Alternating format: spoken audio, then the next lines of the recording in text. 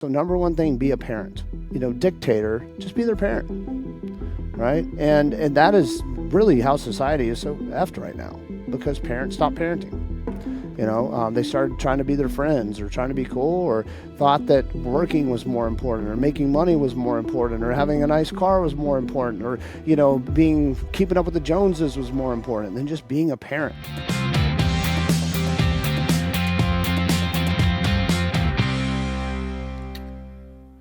Welcome to another episode of Patriot on Purpose.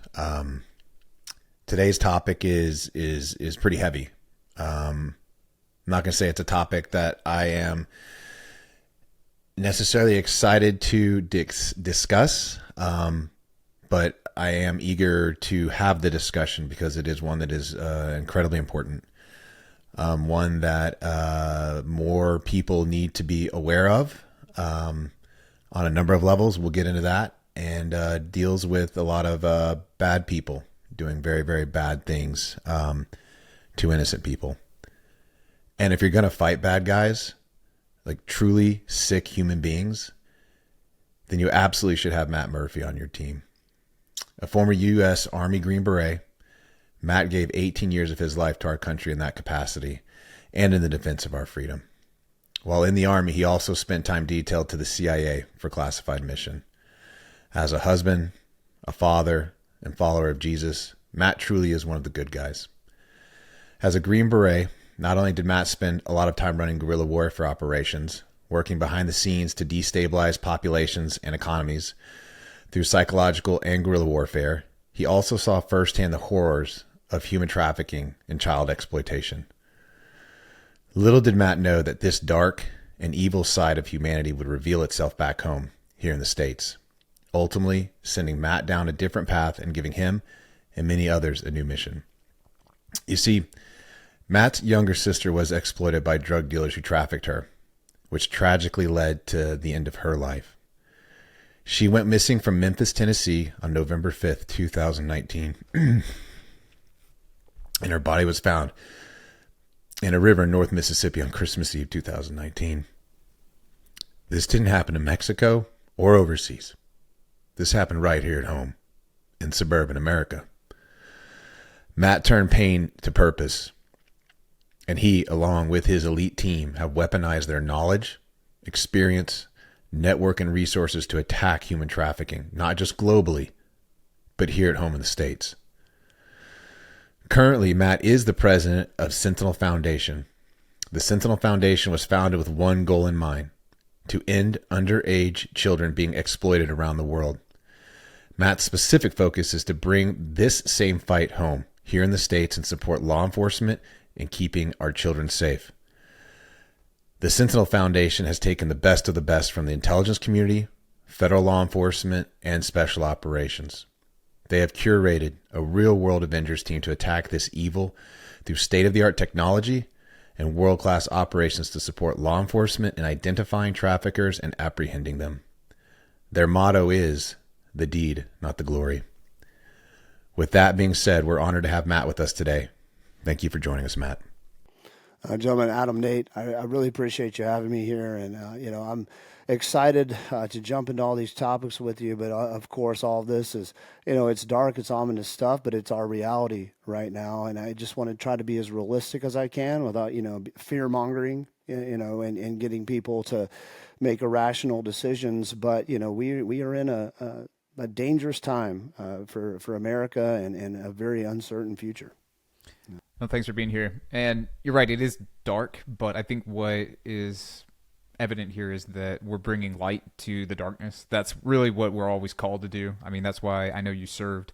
It's why we're having this podcast. What we're trying to do is shine light in the darkness, bring truth to lies, and then that's the only way things like this ever stop. So, again, thanks for being on. And I know Nate and I are super excited about having this conversation and also getting everybody that's listening to this to see how they can help contribute in the mission to end this once and for all.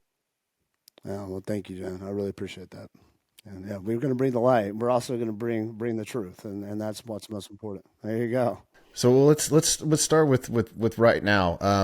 I mean, we could always go back and talk more of the background stuff. I mean, I know you've had a lot of visibility for a long time into what's happening with human trafficking and child exploitation. And we spoke earlier to what the catalyst was for you bringing that fight here domestically. What is it that, let's start. What do you want the audience to know about what's happening right now as it relates to human trafficking and child exploitation? Definitely. Thank you for that, Nate. So where we're at right now is a situation that I think most Americans are just completely unaware of. I know Sound of Freedom woke people up that human trafficking is a huge issue, and the success of that movie really had people looking for ways to help, but there was no call to action with Sound of Freedom, right? There was just, here's a dark story and pay your movie ticket and the money goes in somebody's pocket somewhere, which, but there was no call to action. There was no purpose for that. And so it just, again, human trafficking kind of died off after and people forgot about it. But here's the reality of the state that we're in here in the United States and globally. On the human trafficking side, we have, and estimates vary, right? You have the government admitting to about 11, 12 million illegal immigrants that are here in the United States. You have tech companies and data analysts that have come out and said, no, it's somewhere between 20 to 40 million illegal immigrants that have entered the United States during the tenure of the Biden administration. So you have a mass influx of people, whether it's 11 or 12 million to 40 million. That is a lot of people, right? That is almost more population than I think 30 states, right? That have entered the U.S. illegally. On top of that, it's been there has been no control to the access. So we know that we have Chinese military-age men here, arguably Chinese military, that have entered the country. Some people say in the millions. You have Africa and South America that have emptied their prisons into the U.S. You have a majority of these immigrants, and estimates are around over 60%, that are all military-aged males that have entered the U.S., right? So that's a whole other issue that we're going to get to later. But inside of that immigration, you have undocumented people coming over, bringing children with them that are not their own to get safe passage and enter the country. And then you have a lot of unaccompanied minors that have entered the country, into the millions that have come into America. So right now we have a problem that we don't even really begin to understand the scope of, because all these people are coming to America not speaking our language. They don't have job skills. Most of them, there's not that many labor jobs available. We have Americans that can't find jobs right now, much less all these millions of immigrants. And a whistleblower came forward last year and said the Department of Homeland Security cannot find or make contact with 87,000 children here in the U.S. 87,000 children. That number has grown substantially since then, that just can't be found. So you have the undocumented crisis that's happening here in the U.S. And these people, because they are just getting stipends, they're being bussed all over the country to hotels, to camps, to, God knows where. And we've all seen the stories in the news about what's happening in all the different states where they're being housed. We have no idea what's happening to these kids and what's happening to these people and how they're being exploited and taken advantage of by organized crime, criminal networks here in the U.S., and of course, just the trafficking and the exploitation piece. On top of that, you have the organic trafficking that was already happening here in the U.S. People taking advantage of women and men who get addicted to drugs, fentanyl, heroin. You have the child trafficking piece, where people are kidnapping children, taking children out of the foster care system. 68% of children in the foster care system will be sexually abused by the time they're out of it. Think about that. That's almost 70% of kids will be sexually abused by someone in the foster care system before they're out of it. So our government systems are failing, from foster care to child protective services. I mean, across the board, we have failed our children.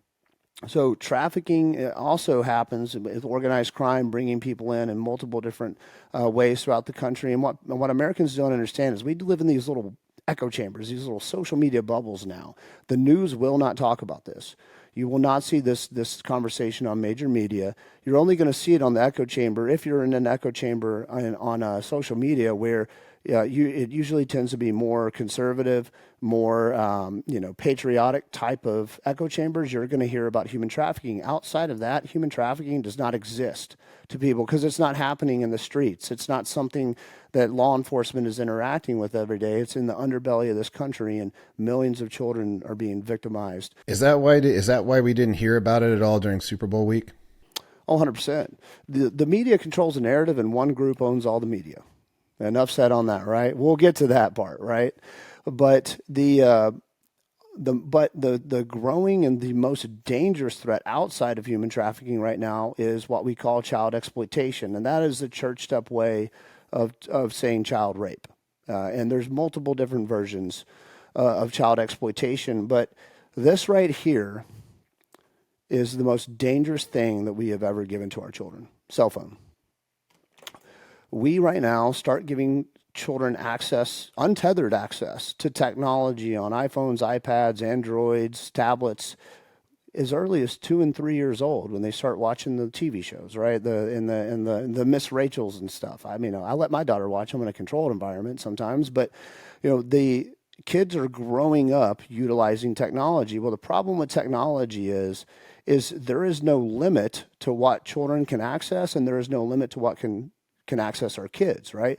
So you hand a child the most powerful tool that's ever been given to a human, and you hand it to them at such an early age where they can access anything in the world, all knowledge, all information, also all perversion, all manipulation. Our kids are up against algorithms, they're up against artificial intelligence, and there's no maturity, there's no education, there's no foundation for them to be able to interact with or know right, wrong, or good or worse, or better or worse. They just don't understand. They don't even understand that they're getting sexualized. I mean, we have now our country, and I'm not saying this nothing against the gay community, but overnight, 30% of the kids in America started to identify as LGBTQ. Overnight.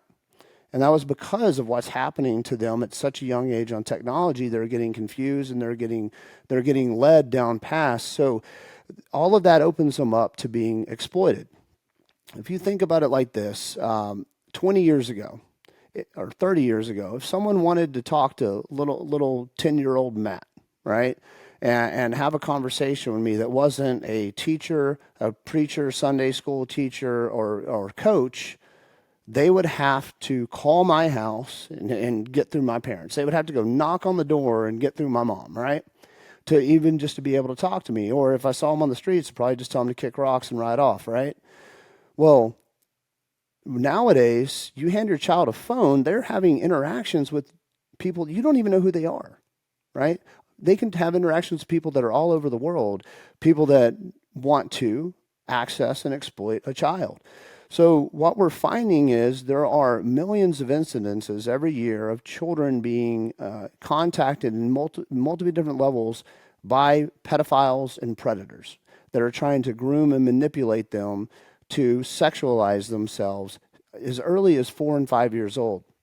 The former charity the charity that I started that I'm not with anymore, they found a 5-year-old girl in Florida who had sent nude images and videos of herself doing sexual things to herself, things she didn't even understand were sexual because she's 5 years old.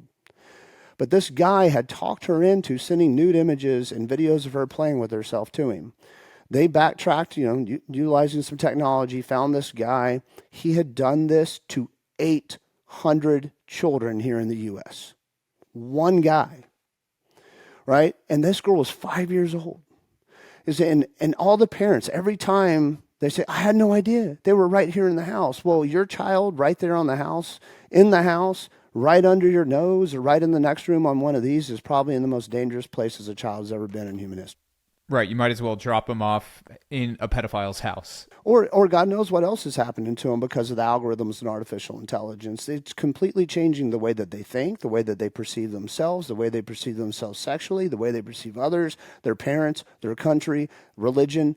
It's altering and distorting all of that because everything it's psychological warfare, whether it's marketing or whether it's direct malicious intent. Our children are inundated by this, and the phone knows the age of the child that's on it immediately. So ads, marketing, all of the different information, all of the agendas and angles of corporations to governments to nefarious actors and players, all of that then gets directed towards that child on the phone. Right? TikTok can profile you and know everything there is to know about you, they claim, in 2 hours. 2 hours on TikTok. They know how old you are, they know exactly what you're up to, and they know exactly what they want to do to you. Right? So exploitation and trafficking are the outcomes of all of this, because now predators all over the world have access to our children. They can exploit them, they can groom them, and they can sexually extort them, and that's one of the fastest growing crimes in America right now. So here's a question. So based on the way the algorithms in those platforms work, let's say if there's a pedophile and they're watching videos of young girls, or that's what they're going after, like, does that platform then continue to actually serve up and help target the people that they want to be in communication with? 100%. Well, you have to look at how social media works now. And they're not going to admit this directly, but data has become worth more than oil, right? This is a very recent transformation where data outvalues oil. Well, to big tech, to social media, a child is the most valuable thing in the world. Now think about it like this. If you know how they say you don't use Google, Google uses you. I mean, Google was developed by a CIA program, little known fact, right? That recently just came out to light. Well, what happens is once a child gets on a phone, it becomes a product and a consumer. It becomes a product and a consumer that they then can mold and manipulate into being whatever they want them to be, right? So you know how before technology, parents had the authority and the ability to protect their children, to teach them morals and values, to raise them the right way, to discipline them when needed, to make them do their homework. And the parent, along with school and coaches, determined who that person became, right? The parent was in complete control of that child until that child turned 18 and had the ability to turn things on, turn things off. Enough of that. You're not hanging out with that kid anymore. You're not going to that school anymore. You're not doing that anymore. You're grounded. Well, the parent is no longer the parent. The phone and technology are now the parent. And the morals and the values and the ideals are now controlled by artificial intelligence and algorithms and the agendas of God knows what company is paying for that time or that access to that child, because they now have the ability to turn that child into a consumer, right? So because children and the data from children and the ability to turn children into the type of person and the type of consumer that they want to turn them into, now that is the value. The quicker and the earlier you can get a child into these platforms and onto social media and into technology and all these different applications, the more value in that child, because you have the more ability to manipulate what that child is interested in, what that child purchases, and who that child becomes. Even what religion that child has, or what sexuality that child has, or even who that child will vote for. I'm seeing something that I've never really pieced together here before, but there's a couple different existential threats that you've talked about. There's the obvious one of anywhere from 10 to 40 million people coming into the United States undocumented, many of them military-age males. So let's go ahead and put that over to the side. That's probably beyond the purview of this conversation, because that opens up an entire different can of worms, but it's not unrelated. It's just not necessarily what we're talking about here. The other thing that you're talking about is, okay, so we've got giant tech firms doing, they're really just programming consumers. And we know that. I'm an advertiser. I know exactly how the algorithm, well, I don't know exactly how it works, but I understand the utility of the algorithm, how I can get my ads in front of people to make them buy, audience selection, all that kind of stuff. And then you have the other part of this where the technology is actually being utilized by people with minor attraction, to use the politically correct term, right? So what I'm actually seeing here that I've never pieced together before is that the tech companies are doing this. They're creating their version of a child consumer, and then they're also making it so that people are confused about gender and about minor attraction and all this kind of stuff. And they're actually moving the goalpost to where minor attraction becomes an accepted thing. Because this is what I'm seeing. Like, you've got, like you said, 30% of people, of teenagers, are now identifying as whatever they're identifying as, because, there's 63 million of them. And then all of a sudden it's going to be like, well, I identify as minor attracted.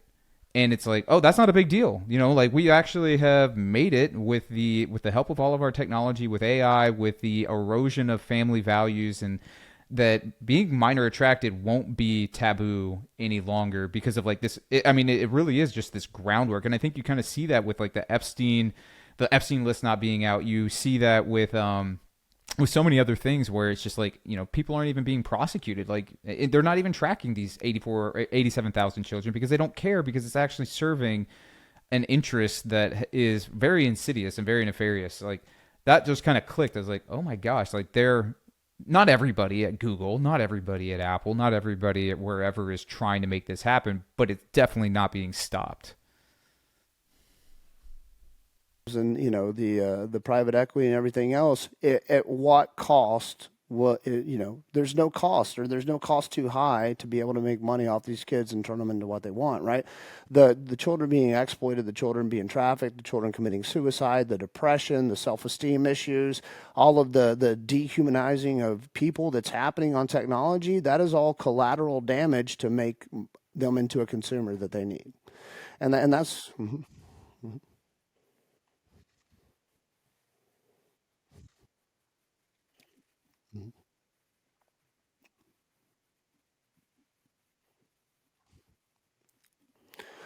I would say a little bit of both. It depends where you are, where your heart is, where your evil is, and what your agenda is, right? And this is the toughest part for people to grasp.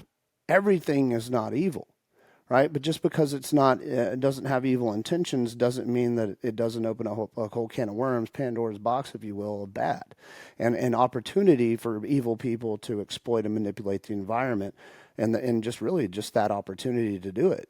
But social media is really the one that's mainly behind this. Because if you look at it at the base level manipulation, is our sexuality is the foundation and the driver, the subconscious driver of almost everything that we do in our life. Right?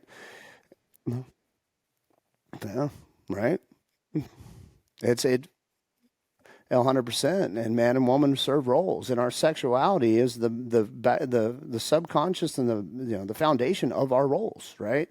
So everything that we do has a sexual undertone to it, right? We work hard so we can get the woman, we make money so we can provide for her and the kids and procreate and go on. And then the woman is beautiful and pretty and, and is garnering attention, and whoever gives the most attention, the most love, or the most gestures gets the girl, right? The survival of the fittest kind of thing. And we're all wired differently, but that wiring makes us behave differently as we go through life. Well, the earlier you can start to manipulate and toy with someone's sexuality and identity, then you have the ability to manipulate and control the person, all right? So with all that being said, 100%, if you don't, and then also too, if you don't know who you are, if I don't know that I am a man and an American, and my name is Matt, and I'm attracted to women, and that's my wife, and these are my kids, and this is my home, and these are my morals, and this is my values, and this is my God. If I don't have the ability to do all of those things, but my ability to do all those things starts with I'm Matt and I'm a man, you know? And if I don't know who I am, then how in the hell am I going to have morals? How am I going to stand behind values? How am I going to know what's worth fighting for or what's not worth fighting for? Or am I going to fight for anything if I don't even know who the hell I am? Right? If I'm so sexually confused that I'm depressed and in disarray and doing all these things that are perverted or wrong, and I just don't even really understand that they are, but subconsciously it's not what I should be doing, then there is nothing that isn't okay at that point. Because if you're immoral sexually and distorted and perverted, then there's no other foundation left after that, right? So they found this out in some dark studies. I'm not going to go in the rabbit hole who, but and why and how, but this was determined, and this is a basis of some psychological warfare, is to deconstruct gender, deconstruct sexuality, and in doing so, you deconstruct the person, right? So one of the things that is so dangerous with this is our children are being sexualized at such a young age. That 5-year-old girl that sent those images, there were no red flags going off because she's already getting sex education. She's already seeing girls, through her, YouTube and all kinds of things, sexualize themselves. So here's what happens to girls and here's what happens to boys. And this will lead into why exploitation and trafficking are starting to get so out of control with our own kids, is the second a kid gets on social media or technology, they start to get sexualized. Everything is sexualized in social media, right? The prettier the girl, the sexier the girl, the more tits she shows, the more ass she shows, the more risque or provocative that she behaves or dances or takes a picture or has an image or the little, or alludes to something sexual, the more likes she gets, the more followers she gets, the more messages she gets, the more gifts she gets. And now she's cool and she's a influencer, right? Well, the second a little girl gets on social media, what does social media throw all in her feed? Little girl stuff? Absolutely not. They start throwing in her feed older girls with tons of followers, tons of attention, tons of likes, and tons of clicks who are sexualizing themselves. And subconsciously now and overtly, little girls see, if I start to behave this way, I get what I need the most in sexuality, which is women need attention. Well, they're getting what their fathers and their mothers should be giving them. 100%. All women need is attention to get to sexuality. That's it. How young are we talking here when you're talking about little girls beginning to use this and be exposed to these kinds of images and this kind of behavior? Well, we're talking the second they get on the phone, they're exposed to this. Now, so like social 6, 7, media, right? yeah, is 6, 7, average. but once they get onto social media, it's over, right? And there's very few girls who don't fall victim to this in the younger ages. It's to some extent, and that's what's creating all these body images and self-esteem issues and content creation, depression, suicide, and everything else for the little girls that can't or don't. They're not pretty enough, or they're not getting enough follows, or getting enough likes. Even if they are gorgeous, they don't think they are because some other girls got more followers, more clicks, more attention. Right? They feed off of it, and the attention and the dopamine hits from the attention and the affirmation are stronger than heroin. So these girls are literally getting trapped as children and still a malleable brain into this attention self, I would call it self-victimizing cycle on social media. Now, the issue here, even more than just the social aspect, the social media and the technology aspect of this, is now girls are not seeking attention in the real world. They're not growing up with humanity and mirroring and physical affection and the attention of smelly little Matt when I'm 10, when, and that my little, playground girlfriend at school, she would never pay attention to me because she's on this. She's getting attention. She's getting what she needs. Why does she need to waste her time with little 10-year-old me when older men, attractive men, whatever men are talking to her and liking her pictures and sending her messages and follows? So it's created this loop. Well, it's just as bad for boys, if not worse. What happens to little boys? Porn. What's the first thing you're going to do if you're a little boy and you have access to the internet and your little buddy tells you at school or you hear about it? Boobs, vagina. And if you Google boobs and vagina, it's different than when we were kids. You'd see the National Geographic, right? Or you'd see the J.C. Penney or Macy's catalog came in and you got the lingerie section, right? Well, these kids are on Pornhub in 2 seconds. And they're seeing porn. We're finding children, little boys, all over the country who are addicted to pornography where they can even physically get an erection. Just addicted to it because they're still men. They're still attracted to women, right?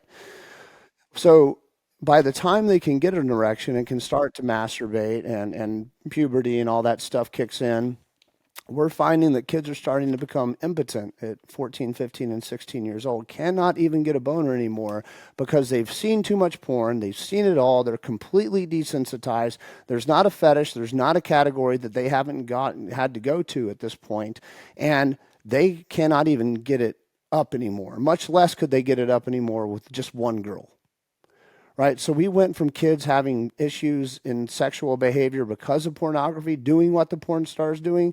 Now they're getting issues to the point where they've watched so much porn, they don't even want to have sex in the real world anymore. Kids aren't dating anymore. Kids aren't having sex. And I'm talking about a majorities here. They're not dating anymore. They're not having sex anymore. They don't want to get married.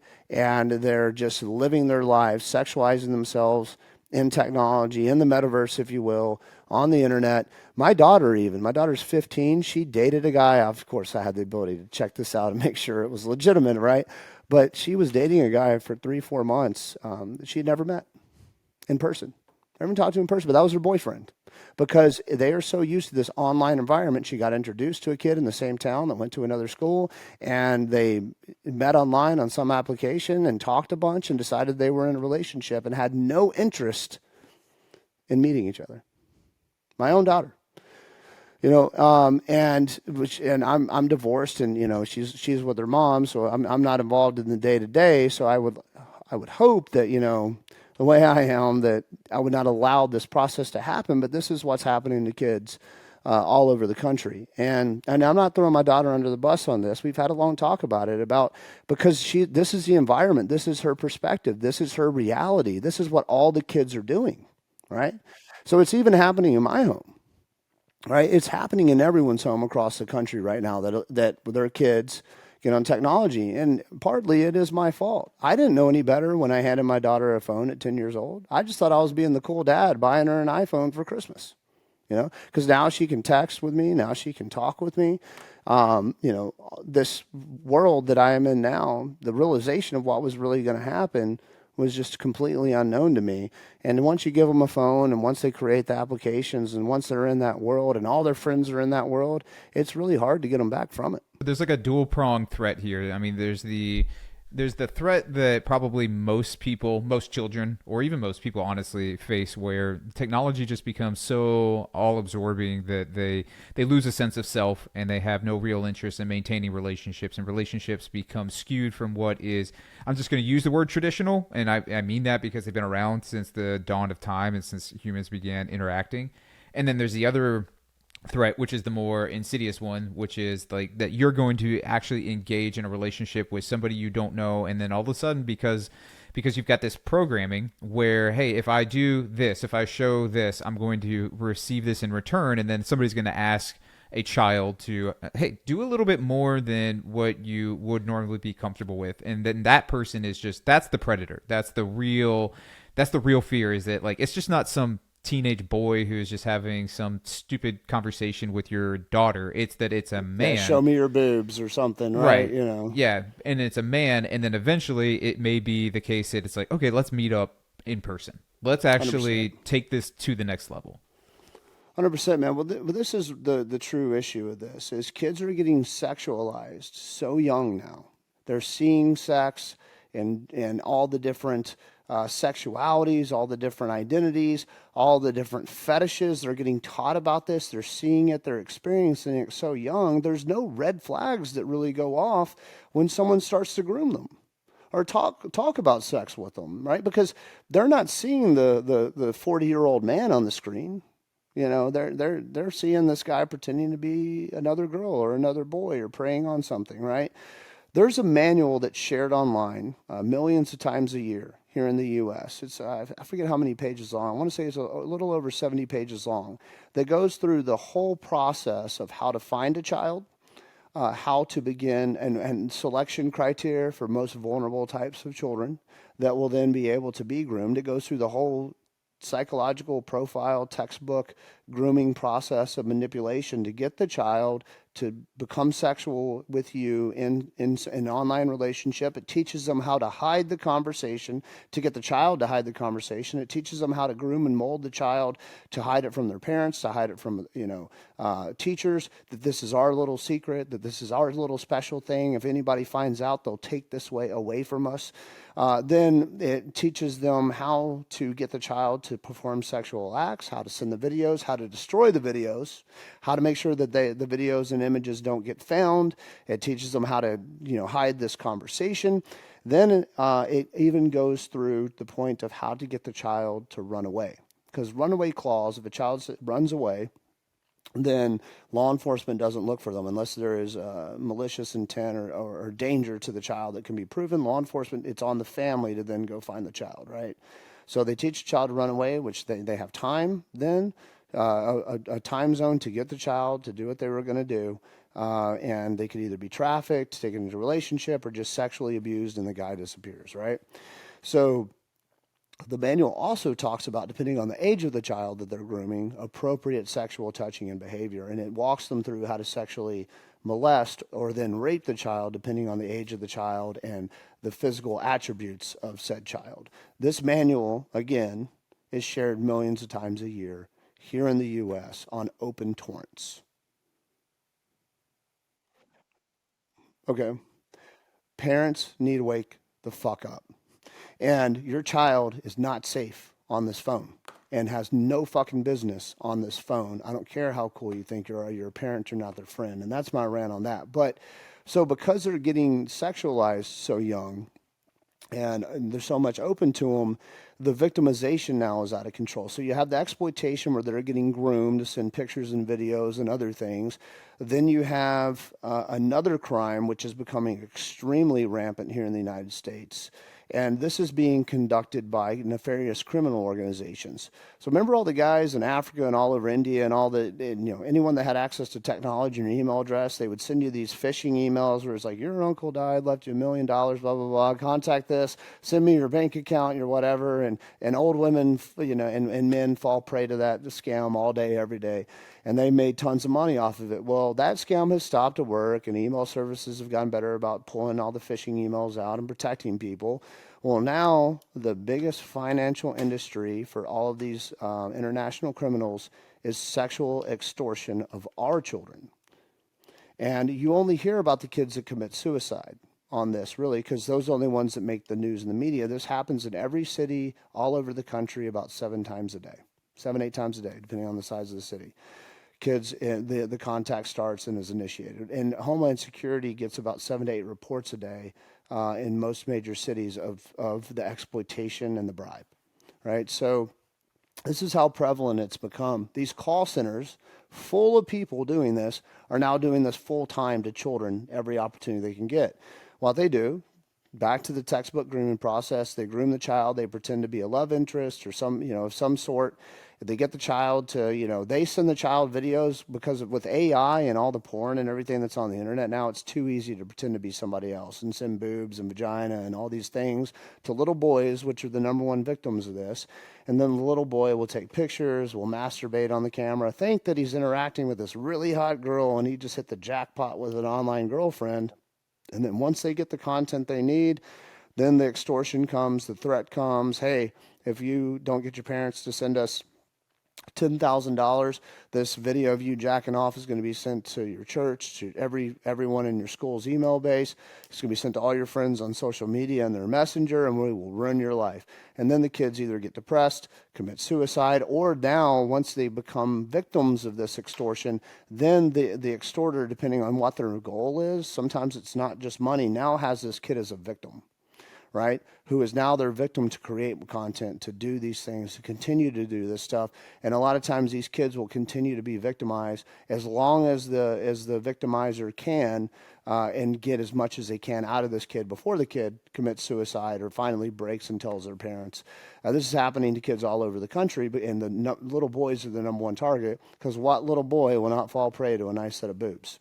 It's just, and they know this, right? So exploitation and extortion are out of control. Exploitation is so prevalent at this point.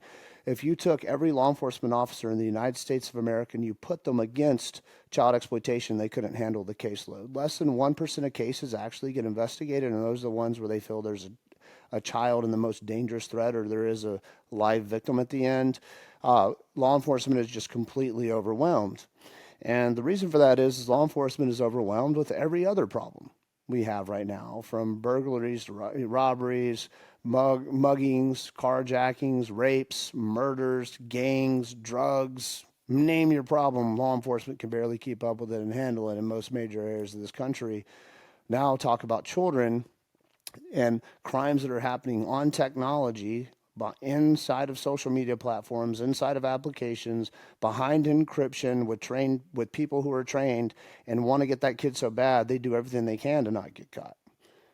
What is law enforcement going to do? They're understaffed, underfunded, undertrained, under-resourced, lacking in technology. And if they have technology, they don't have and can't afford to pay people enough that know how to really properly utilize it. The people who can exploit and utilize technology They're working for big tech somewhere, making a lot of money. You don't make good money working for law enforcement or the government. So, what do we do? How do we fight this? And that's why the Sentinel Foundation's here. Is we're bringing together people who have the technology, the software, the technology, the talent, and the capability to do something about this to support law enforcement. We're not vigilantes. We're not Batman, right? We are doing everything that we can, just like Green Berets, by, with, and through, to support law enforcement in rescuing victims and apprehending the offenders.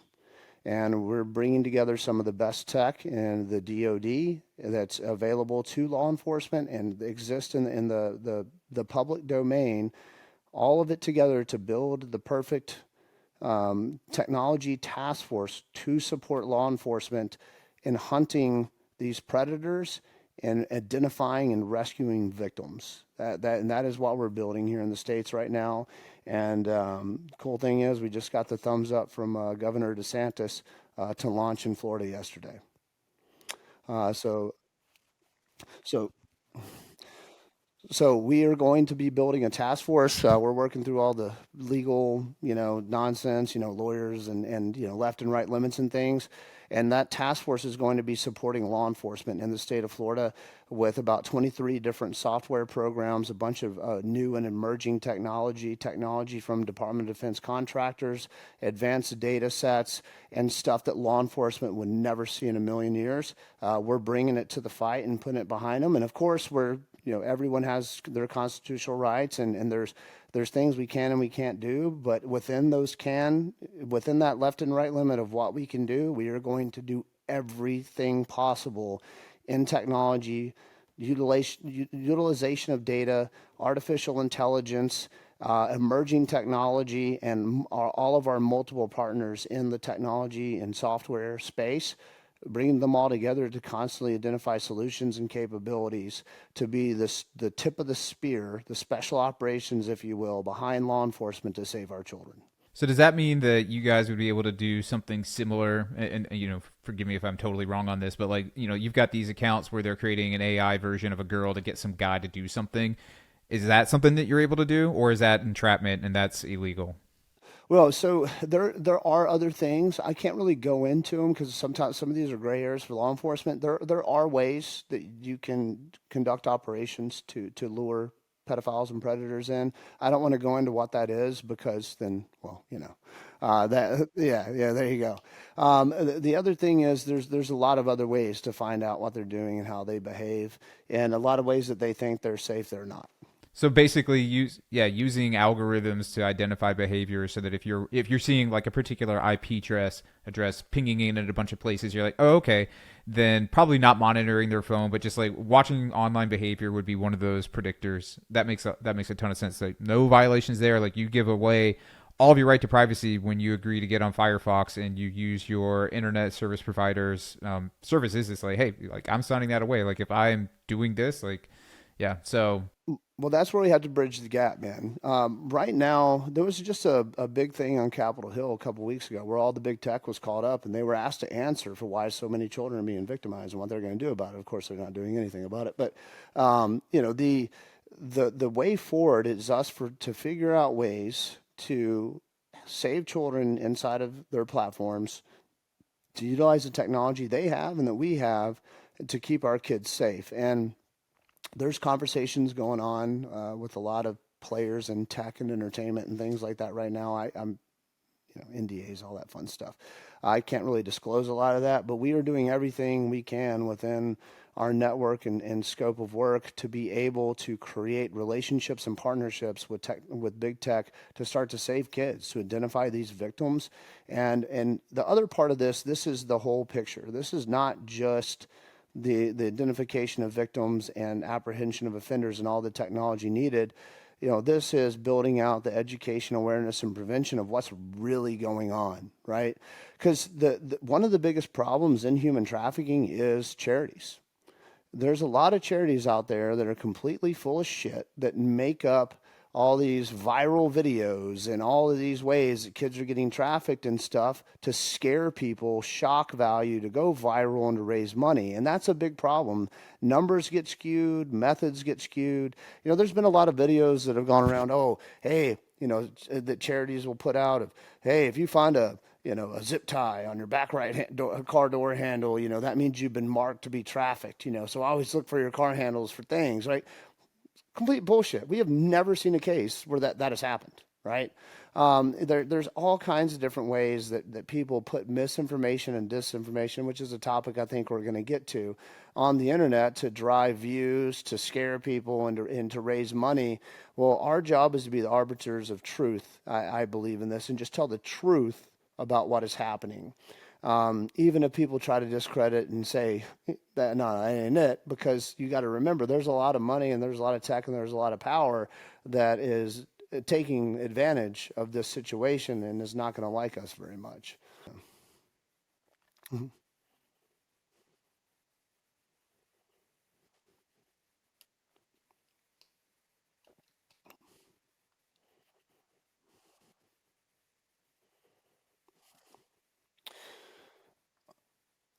I'm sure there is. We just created a partnership with probably the most advanced facial rec and company out there right now. It's pretty amazing what they could do. And they're building a lot of stuff out throughout the country. The issue with facial recognition and AI right now and the identification is the ability to detect the age, right? Just it's a very difficult one for it to really be able to discern, oh, that person's 7 or 8 or 9 years old. You can get into ballpark categories, but a lot of people have tried this in another domain of child exploitation. So right now, and this number increases every day, there are over 128 million images and videos of a prepubescent child, 12 and under, being raped or molested on the internet. They get shared around the world every day. And more are created every day. So the issue here is a lot of these predators, pedophiles, and traffickers. Well, not as much traffickers, because trafficking is a money motivated crime. Usually, most of those people aren't having sex with kids; they're just doing whatever they can to make a dollar, right? Kind of like a drug dealer, right? But you can only sell a drug once. You can sell a person over and over and over again. More money in trafficking, more risk, but more money. Well, when it comes to exploitation and pedophilia, that's usually people that have a sick, evil, perverted, obviously, taste in children, and it becomes an addiction, right? So these people almost always, they're victimizing children, collect these images and videos, right? Just like probably straight men, and I don't condone this either, watch pornography, right? And once you've seen one porn a couple times, it doesn't do it for you. I was in the military, of course. I spent a lot of years with pornography and being deployed and away from the world, and that was just part of the culture, and what you had to do, I guess you could say. And I saw what pornography could do to you. Well, if you're attracted to children, then you're seeking out, right, pornography of that. It's or child sexual abuse material. The official term is child pornography, but that gives it it's illegal or okay connotation. I fucking hate that. It's really child rape videos, or but they're starting to call it child sexual abuse material. They seek that out, and when these guys get caught, there are millions sometimes of images and videos just in their hard drives and on their computers, if not hundreds of thousands. Now here's where it gets crazy. There's everybody knows CSI Miami, right? In the forensic world, and you have, we found the semen or the blood or the hair or the fingerprint or whatever, the forensic stuff that they do after a murder to try to catch the murderer. Well, in the pedophile world, the child exploitation world, that you have digital forensics, and this applies to other things too now because everything's on iPhones and stuff. But majority of digital forensics is in child exploitation. So digital forensic technicians have to acquire all of the hard drives and media, computers and stuff that these pedophiles have. They have to then find every image and video that is on these devices, and they themselves have to look at it and watch it to categorize it if it's a child being raped or a child being abused, or to say that it's not a child. Maybe that's just normal porn, 18 and over porn, or legal porn. A person, by legal statutes, has to watch it and categorize it, because then the amount of that material then turns into how the person gets prosecuted and sentenced. These people have depression problems, quit all the time, and of course suicide. One of the first digital forensic technicians we had when I started Lightshine committed suicide this past summer. Tragic, right? And he was a military veteran. So this whole crime set is just it. I can imagine how it affects the victim and the child, and then what the investigation does to the forensic technicians and to the law enforcement officers and the intel analysts that work these cases. It's just dark and it's difficult, and because of the nature of that, it's fought in the shadows so much, and it's the crime and just the existence of it is in the shadows to most of America, and they just believe, oh, that's a conspiracy. Oh, that can't be real. Well, I'm here to tell you, not only is it real, it's probably the most prevalent crime in the United States right now. Yeah, that was the other question that I had, was just around the number of people who are coming in illegally, creating, like, I mean, it's arguable that a lot of them are criminals. You already said they emptied the prisons in Africa and all these other countries. Do you think that's by design, not for purposes of waging war against the United States, but actually to kind of offset what law enforcement is able to do against child exploitation? And, I can't speak on if that part's done intentionally. These days, nothing surprises me, but it has created a whole nother problem that law enforcement can even keep up with our own organic issue. I mean, our own organic issue is out of control. I used to be partnered with a company who could drop a pin on every house in a state that was uploading or downloading child sexual abuse material. And I'm talking, like, when we looked at Florida, 8,000 just when we looked at the state. And that's on the open internet. No VPN, no nothing. God knows what's happening behind VPNs and Tor browsers and the dark web. This is it is a virus in society right now. And there's a lot of reasons we can get into of why it's happening. I don't want to waste time on that. The problem is it is happening. And it's here, and our children are being victimized, and no one wants to talk about it. And quite frankly, too few people are doing anything about it. Yeah, we actually talked about this the other day about why it's happening. I mean, it's just unrestrained evil. It's wickedness. It's the depravity of the human soul unchecked. And people don't have light.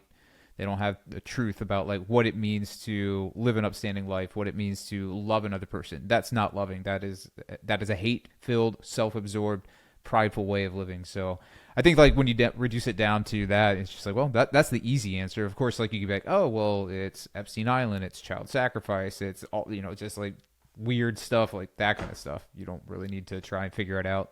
You shared a video recently, Matt, where I think it was you, where there was a lady presenting somewhere. That was a TED Talk where she was basically talking about how pedophilia it's just feelings, and, like, we need to respect the way these people feel, and we need to accept it. Like, which, this is what Ab and I were talking about the other day, where it's like, if you'd have told me in 2016 that somebody would be on stage talking about this publicly, like, I would have told you there's no way. Like, it's like, and how in the hell did we get to this place where, like, someone can do that? It blows my mind. It's just evil. Like Adam said, it's just pure evil. I've been on a journey for the past few years to try to walk towards faith, towards finding Jesus and the Christian. I'm not going to go on a sermon, but, I turned away from God the whole time I was in the military because of the evil that I became to do evil, to fight evil, right? And the things that I had to do, it was dark, and it didn't sit well with me, and I became someone I didn't recognize, and I'm always every day dealing with getting rid of that old me, right? And the darkness that came into me. And it's been a journey of faith, and it's been a journey of helping others, and I put so much into helping others at the beginning that I wasn't really helping myself, and I was still continuing a lot of bad behavior, self-harm, detrimental behavior to me. And it wasn't until I really started to figure out who this Jesus guy was and what the Bible meant and how I needed to focus on myself so I could be better for others. That is when I had a transformation in my life. But the realization of how good can be also is the realization of how evil can be. Evil knows no bounds, right? And I think the biggest thing that's happened towards people being able to explore and be open to evil again is the internet, is technology. Before the internet, if you wanted to see a video of a child getting raped, I don't even know where the hell you would go to go see that, right? Yeah, and you or if you wanted to, right. 100%. But now the internet is Pandora's box. You can sit at home. No one can judge you. No one can tell you that's wrong. And God knows the rabbit holes of evil and perversion and manipulation and just pure, just darkness that you can go down on the internet. Everything wrong, evil, bad, is good and different. It's on the internet. So people have the ability to be anybody and do anything they want from the comfort of their own home and not be exposed, not be judged, right? Not risk getting in trouble because boom, you're behind your computer. No, I think that's cool that you had mentioned your journey to faith. That's a really interesting thing that we could totally touch on in another time. But I think that if you didn't have that elemental faith when you're battling this particular evil, that it would be almost impossible to maintain any kind of optimism as you move forward with this. Because like if all you were doing was just like waging a moral war and it was about what's right and what's wrong and not about the ultimate reason behind it, which is loving your neighbor as yourself, then you would so easily be lost because you would just be overwhelmed. I mean, you're saying 168 million or some odd number of photos and videos being shared. Like, that's staggering. That's a video that's 10 times the number of children in the United States, I'm sure. And then and then it's a global thing. Because the whole world is being positively and negatively affected by the internet and access to technology, man. The problem with this fighting human trafficking and child exploitation is you are in such a dark place and a dark mindset every day. Just the nature of what it is, what you're fighting, what you're up against, the stories you hear, the things you hear that people are capable of doing to a child. Every day I want to fucking murder somebody internally. Right now I don't. But we got a case the other day in where a guy was putting feces inside of a 2-year-old girl. Like it haunts me. I think about that at night. And it can get dark. It can get so dark. And because of that, people in this space struggle, man. Like I've seen guys that are straight up alcoholics, drugs, things to deal with it. Guys that themselves start to become sexually immoral. Now, I'm not talking about pedophiles, but guys that develop, issues with, women and their wives and all kinds of things. And I've just seen the darkness of this destroy some of the best people as they've tried to fight it, right? And I saw it was taking me down a path where I was struggling with alcohol, where I was struggling with just drinking too much to the point where I would just pass out, and wake up and do it again. It was like, how do you medicate? And that's what really led me towards Jesus within the past 6 months. I believed and I started walking towards a path, but changing how I live my life, like getting rid of the numbing effect, getting rid of the coping mechanisms or the darkness and focusing on the light, right? And trying to be a warrior for God and not a warrior without God by your side. That is what has really changed everything for me, man, because I made so many mistakes to cope, right? And to deal with the pressure of starting a charity and it blowing up overnight and all the eyes on me and the money and the partnerships and all the things. And I made a lot of, errors in judgment about how I should handle and behave in that too, man, because it's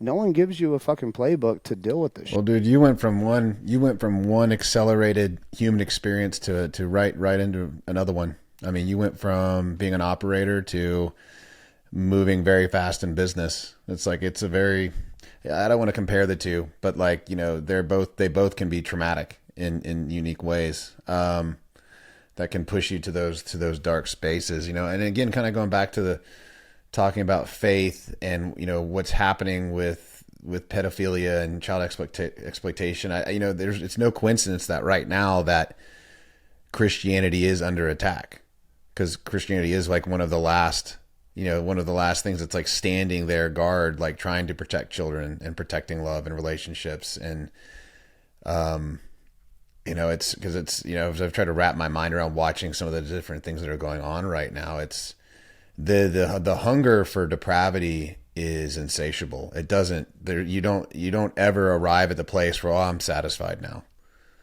Like it's like, whether we're talking about alcohol or we're talking about drugs, or like I had an Adderall, had a relationship with Adderall that got really really hard, because the only way you can continue to get that same level of focus or fix, whatever you want to call it, is you have to take more. And so that's what I mean. That's part of the human experience. So it's like it's that slope when someone starts sliding down, it just goes deeper and deeper on that sexual side. I mean, so obviously there's what the Sentinel Foundation's doing.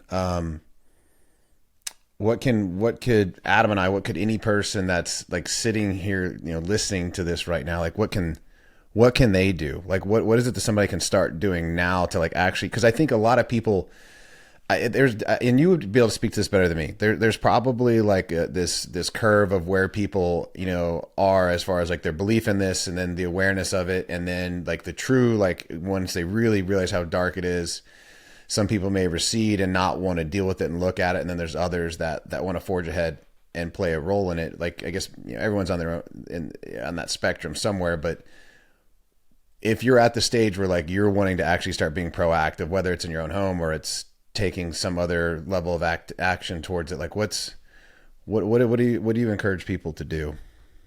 And so there's multiple levels of this, right? Because I personally on social media to the organization just inundated with how can I helps, right, or what can I do, and I hate to constantly give the same response, and it's just like a broken record online, right?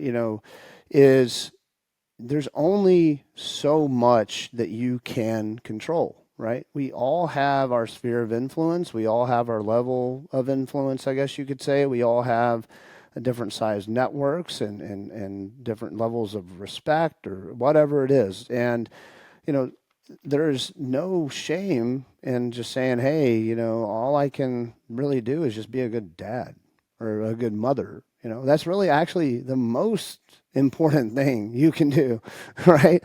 But a lot of people want to do so much more, but it's like, hey, I think this is just the biggest issue with America. Now, this is how we got here. We put more importance in everything else other than just being a parent. We think it's more important to be a business person. We think it's more important to, make a video for social media, or more important to have free time or a social life or all these things. Well, you know what? You made these kids, and the most godly thing you can do, the most important thing you can do, the thing that's going to make them be a good or a bad person or not, is the time and energy that you spend on them. So number one thing, be a parent. Dictator, just be their parent. Right. And that is really how society is so effed right now, because parents stopped parenting. They started trying to be their friends or trying to be cool, or thought that working was more important, or making money was more important, or having a nice car was more important, or, keeping up with the Joneses was more important than just being a parent. Right. Think about how many women want to do everything but be a mom nowadays. That is why our country is completely fucked. Right. How many women want to, oh, well, I had the kids, but I got to have a job. I got to go do this. I got to do this. I got to do this. Well, that child is being raised by technology now. It's being raised by a radical agenda school system, and is pretty much being fed to the wolves because you wanted to do everything other than be a mom, right? And that's a harsh reality America needs to see. Now, I get it. A lot of Americans, dual income family, everybody's got to work to get by, do what you can. And I understand we are in, and this is intentional, by the way, we are in a time where it's hard to take care of a family and live off of one income. Well, I always come back to this, right, is hard times require hard choices, right? And, okay, I might not be able to have a Range Rover and a brand new Bronco if we lived off of one income. But I could have two Toyotas. Oh my gosh, I drive a 2006 Toyota Corolla, and it is a champ. So I'm right there with you. I got a forerunner, man. But you know, there are decisions you can make. If you start to see bad things happen to your kids, bad things happening to your marriage and your family, there's things that you can do about that. And I'm going to beat this to death. Just be a parent. If more parents were parenting, we would have so many less issues. Well, let's speak to the dads for a second too. I mean, there's the dads that are not out there fathering and leading as well as they could, and for a lot of the same reasons. They've bought into something. They've been deceived that there's a better calling or a higher calling than being a husband or being a father, and making that the thing that is most important, to go out and chasing, like you said, the Range Rovers, you know, the nice things, like the accolades, or the you know, having the important title in a company. Like, it's so easy to be tricked into thinking that those things are more important. Well, 100%, man. I actually got asked to lead a seminar for a men's group a couple days ago. And it was a powerful experience, man, because I literally just almost to the point of just telling them lifting up the skirt and telling them everything about my life story, right, and my journey, and more on my fuck ups than my successes, right? It's easy to see my success. Nobody sees my fuck ups. You know, nobody sees my struggles and what I had to go through and the failures I made as a husband and as a father and as a man, right? And really what I did to myself. And that, I think that's the hardest part. It is hard to be a man in America, right? And a lot of guys look towards people like us. A lot of guys look towards me like, oh, Matt, you were a Green Beret. You fought in all these wars. You did all this cool stuff. You know, man, I want to be just like you. And I'm like, well, fuck, dude, I kind of want to be like you, you know, in a sense, right? We're also off track of what it is to be a man, right? And so I went back to what it biblically means to be a man and started to walk on that journey, right? Put God first. You know, in my mind, like, God's got to come first. And my marriage has to be second. I've got to be the man. I've got to be the head of the household. I've got to lead by example. It doesn't mean I'm the boss or the dictator. It means I lead by example. Like, my wife's not going to let me lead if I'm a piece of shit. My wife's not going to let me lead if I'm making mistakes and taking advantage of her. You know, my wife's going to let me lead if I'm doing what a man should be doing. Am I protecting? Am I providing?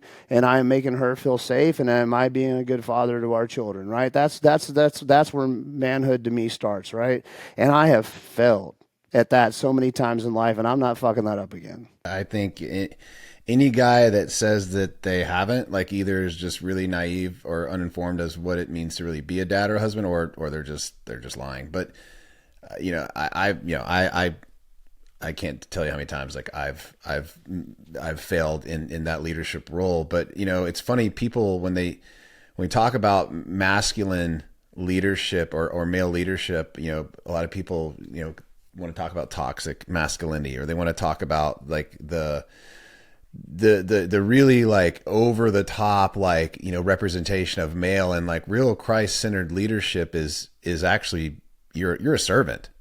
Like, it's sacrificial. Like, you're instead of going and playing golf for 4 hours or the things that you personally want to do, like, that's, you know, you don't bend the family to the will of, like, that. Like, you're actually looking at what everyone else needs. And you're like, all right, this is my responsibility. Like, and I think the only way that is possible, truly sustainably over time, is through a relationship with Jesus. 'Cause, like, that's the standard. He gave us a playbook, right? He gave us a playbook and all the stories and all the examples of failures and success and the path. Like, too many people just want to make it their own, right? And I think social media, again, is to blame for that. Yes, the demasculization of society. Now, there are physical reasons for that when it comes to, you know, the lowering of testosterone through the water, through the food that we eat, through just the lazy culture that we live in, the video game, you know, social media, stare at your phone culture. No one's going out there and, you know, or kids aren't going out there and riding their bikes and scraping their knees and getting in fights and, you know, playing sports and doing stupid shit until the sun comes up and fighting bullies. And, you know, kids aren't doing that anymore. Kids are playing video games and on their phones, and they're just lazy, fat, overweight. I'm speaking majorities here. Worthless human beings now. And our parenting, we let them happen. But when you look at what it really means to be a man in this society these days, it requires courage. right? Because a man should stand up for what's right. Men are here to be the backbone of society. Men are the plumbers and the electricians and the builders and the engineers and if you took men out of society, society would completely crumble. Oh no, you can't say that. You're gonna get canceled, man. You can't say that. Oh jeez. Okay, women, we apologize. We are so sorry. You deserve to make $1.10 to the dollar we make. I get it. But that's the beauty of it, man. We've tried to say there are no genders. Everyone's the same. Everyone's equal. No, we are not. No, we are not. And that doesn't mean men are better than women and women are better than men. I actually think women are a lot prettier than we are. But we all have gender roles. We have gender roles, responsibilities, biology, hormones. We are wired different. We are bred to be different. We are meant to be different. And man, I could never do what my wife does. Ever. She's the backbone of this family. She keeps me in check and our kids in check, right? This is her house. I just live in it, right? And I go out and I protect it and I provide for it, and I do everything that I possibly can to be the man that she deserves, right? And that's the thing. Like she's powerful, and she's a great mom, and she has a side business. She does some social media stuff. She's just an awesome human being. She is nice to everybody. I love my wife, and I don't know what I would do without her, to be honest, right? But it took me a long time to get to that point, right? To understand that and what it really meant to be a man, because there's so much out there in society, from pornography and other women and chicks in your DMs and social media and just all this shit, all this temptation, all this perversion, all of this stuff out there, all this noise, all of this stuff that doesn't matter, that men are taught that should pay attention to, and it's cool, and the cars and the clothes and it's just bullshit, man. It's just noise. And once you realize it's all just bullshit, it's all noise, and true wealth, true value, true happiness is just your family, it's your wife and your kids, right? Because when I've watched a lot of men die, and men aren't asking for their McLarens or their cars. Everyone only wants two things: time and the people they love. More time and the people they love, right? So if on your deathbed that's all you want, then does that fucking car really matter? Does that, having 10,000 more followers matter? Does selling your soul really matter? Does doing things that don't align with your values, your morals, your path, does that shit really matter? Fuck no, it doesn't. What matters is that you're a good dad, you're a good husband, or I'm off track, hold up. Follow God. You're following God. You're living like Jesus, right? Doing the best that you can, and you're going to make mistakes on the way. But every day you're trying to live like Jesus, and then next you're being the best husband that you can be, because your marriage comes next. Because without a good marriage, you're not going to have good kids, and then your kids, your family, right? And if you keep your priorities in that order, you're going to make mistakes. You're going to fail along the way. But as long as you stay true to that, then you're going to be a man. You're going to succeed. And men got to work out. Men got to take charge. Men got to stand up. And why are kids being victimized? Why is this country going to shit? Why are people getting away with cutting kids' dicks off? Why are people getting away with all the stuff they're getting away with right now? Because we have demasculinized men. Our founding fathers went to war over taxes. And we're sitting here bitching about things that man, it makes my head explode to think about all of the horrible things. Have you seen, this isn't obvious necessarily like on the level of horrible, but like, have you seen the video of the guy that's playing in the basketball game, where he's playing with a bunch of girls and he ends up injuring a girl where she can't even get up off the floor? And it's like, again, going back to like, if that had happened in like 2016 or earlier than that, like I think half the dads in that basketball arena would have been on the floor. And it's like, and not a single person, not even the referee. Like I think the referee might have like walked into the picture, but like, I mean, there was no like uproar from the crowd, or it was just kind of like, oh, okay, like this. Because man, I think this is a good segue into the next part. We are living in a fake reality. We are living in the metaverse. We are living in the world of distorted morals and values, distorted truth, multiple different truths, multiple different lies, multiple different realities, and all of that's been created because of this. We all live in a completely different reality these days. Yeah, I mean, we're doing this virtually. I mean, that's what's crazy. I mean, you could actually be fake. I know that you're not, but you could be. Like, this could just be an AI hologram, and it's like, I mean, no AI would ever use the F-bomb that many times. I promise you that. No, I got a problem, man. Like, you know, but I checked it out. I've read a lot of the Bible. It doesn't say don't say fuck. Honestly, I think the fuck word is fine because it's just like, I mean, it depends on how you're using it. Just to go off on a tangent, I mean, you can use it this way. That's probably not so good. But if you're like, I am so fucking pissed, like, that's just extra mad. It's just extra mad. I like to think the good I'm doing is outweighing the bad, right? You know, I'm not trying to say I'm a saint, man. I'm a sinner. I'm just trying to do good for others, and as long as I stay on that path and do good for my family, I'll be all right. I think. I think you're spot on. Again, no fucks given, just the right fucks. Or yeah, that's it. Just the right fucks are given. Well, and that's the thing, man. If you look at this is the issue with almost everything that they get away with today. Right, is there's a big difference between acceptance and tolerance. Huge difference. Those mean two completely different things, and I don't think people understand the difference of that anymore, right? Tolerance means, as a Christian for me, and as an American, we all have rights. We have a constitution, and we honor that. I raised my right hand and said, I will defend this piece of paper, but the words in it and the principles behind it with my life, enemies, foreign and domestic, right? Well, and that means, as a Christian, I can tolerate differing views, right? I don't have to accept it. I don't have to love that view. I don't have to, say that works, but I can tolerate it. Hey, if you're an adult and you want to be gay, go for it. As a Christian, I don't accept that, but I tolerate it. I don't hate you. I'm not trying to stone you to death. I'm not going to fight you. I just choose to not have that in my life, right? Tolerance and acceptance are two totally different things, but we've become a society where we're being forced to accept everything, right? Accept everything to the point to where we must praise it, and then we must get behind it and vouch for it, essentially, right? It's not okay to agree or disagree with anything, or just simply tolerate anything on that spectrum of the radicals now, right? You have to accept it or we will destroy you, right? And you have to not only accept it, you have to get on our team and march with us or we will destroy you. We will cancel you. We will, and that's how they're getting away with literally every single thing that's happened today because men won't step up anymore and say, hey, I will tolerate it up to this point, but there is a line that you don't cross. And that line that you do not cross is the second you start to harm an innocent person, right? Well, we let them cross that line. And there's a lot of innocent people being harmed and abused because of their radical beliefs.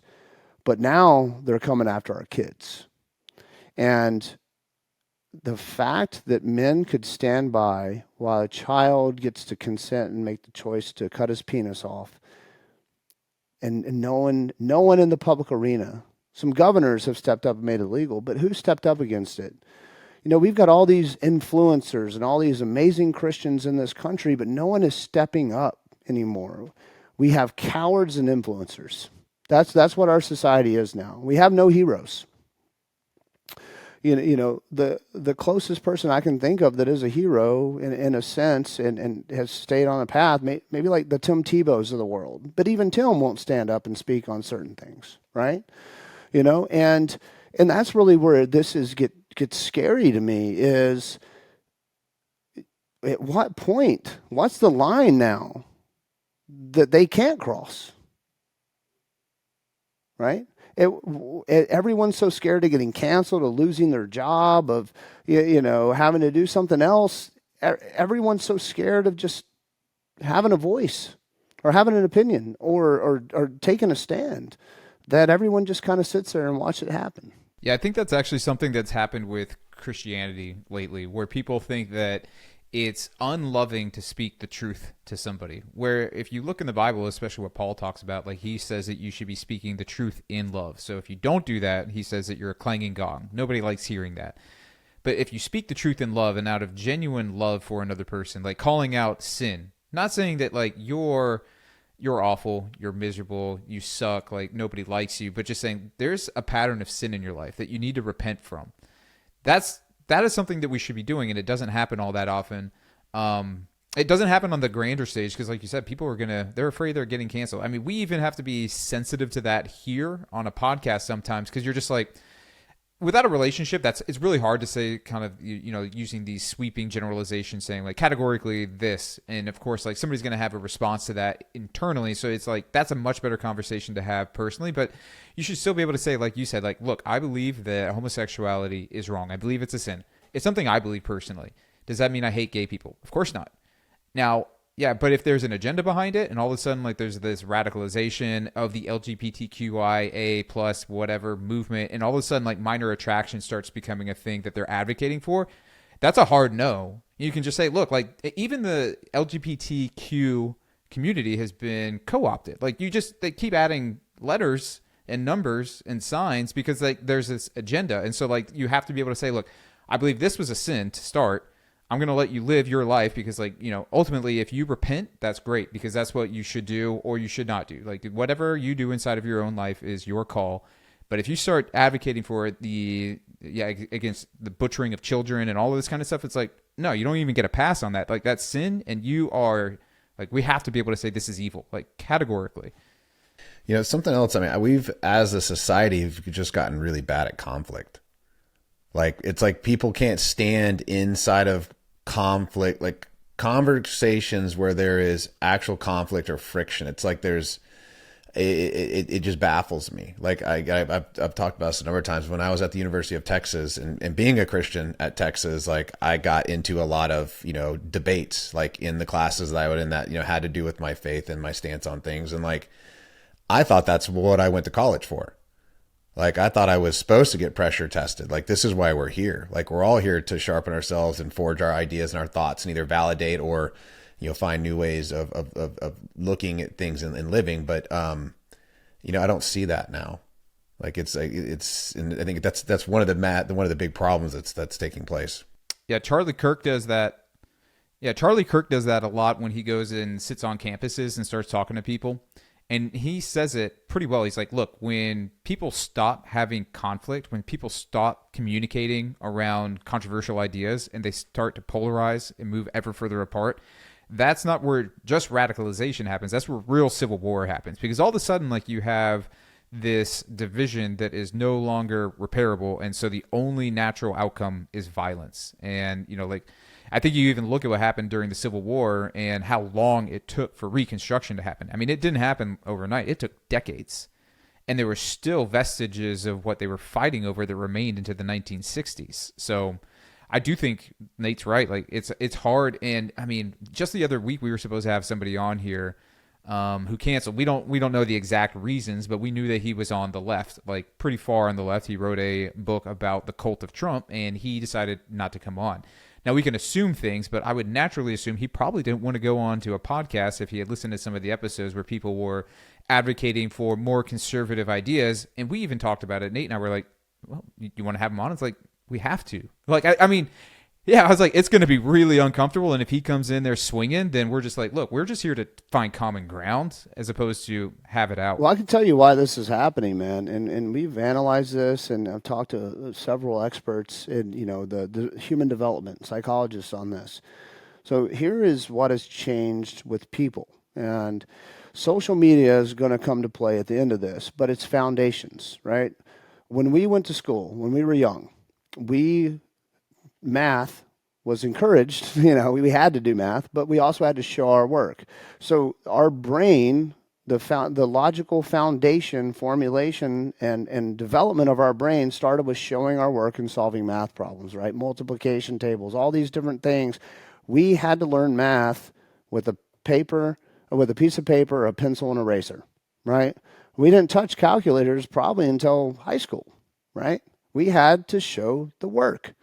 So, other thing, outside of that, science used to be something that was started with it had a process, scientific method. Like there was a hypothesis, and then there was experiments, and there were rules to the experiments to make sure that you had a good fact-finding outcome, right? And science used to encourage to challenge ideas, new discoveries, new developments. We used to think the atom was the smallest thing. Wait a second, there's protons, electrons, and neutrons. Wait a second, and it was encouraged to start to challenge and push the envelope and learn new things.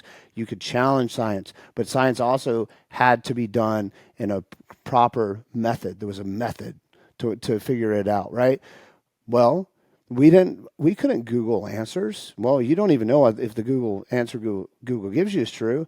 We had to take our happy ass to the encyclopedia or the card catalog, find the book, and maybe read enough of the book to find the answer in it, right? We had to do research. We had to learn. We had to educate ourselves. We had to write papers.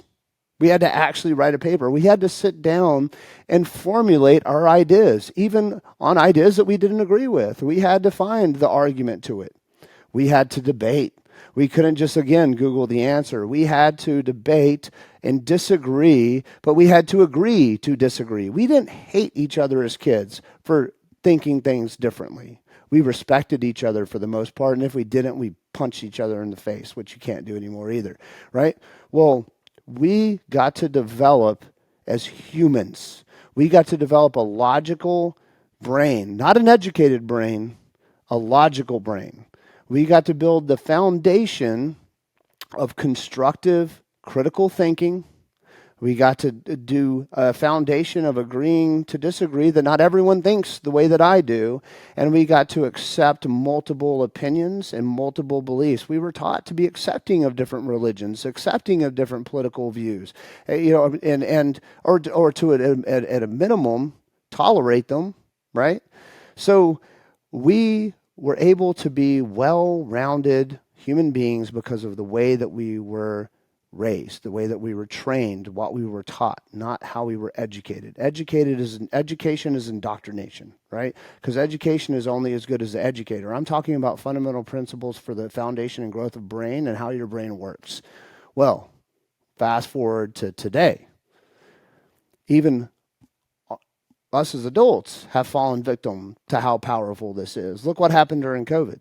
Half the people thought the world was going to fucking end, put a mask over their face, hid in their house, and were happy the country was shutting down and going to shit because God forbid we get a cold. The other half of the country is like, fuck you, right? And so, we saw what social media could do to us, but now look at our kids. Our kids don't have to think critically anymore. They have no logical foundation to thought. There is no more agreeing to disagreeing. There is no more debate. There is no more differing of opinions, tolerance. It's only acceptance, and our children are given every single answer. And AI tells them how to think, writes their papers. So our children are fucking idiots.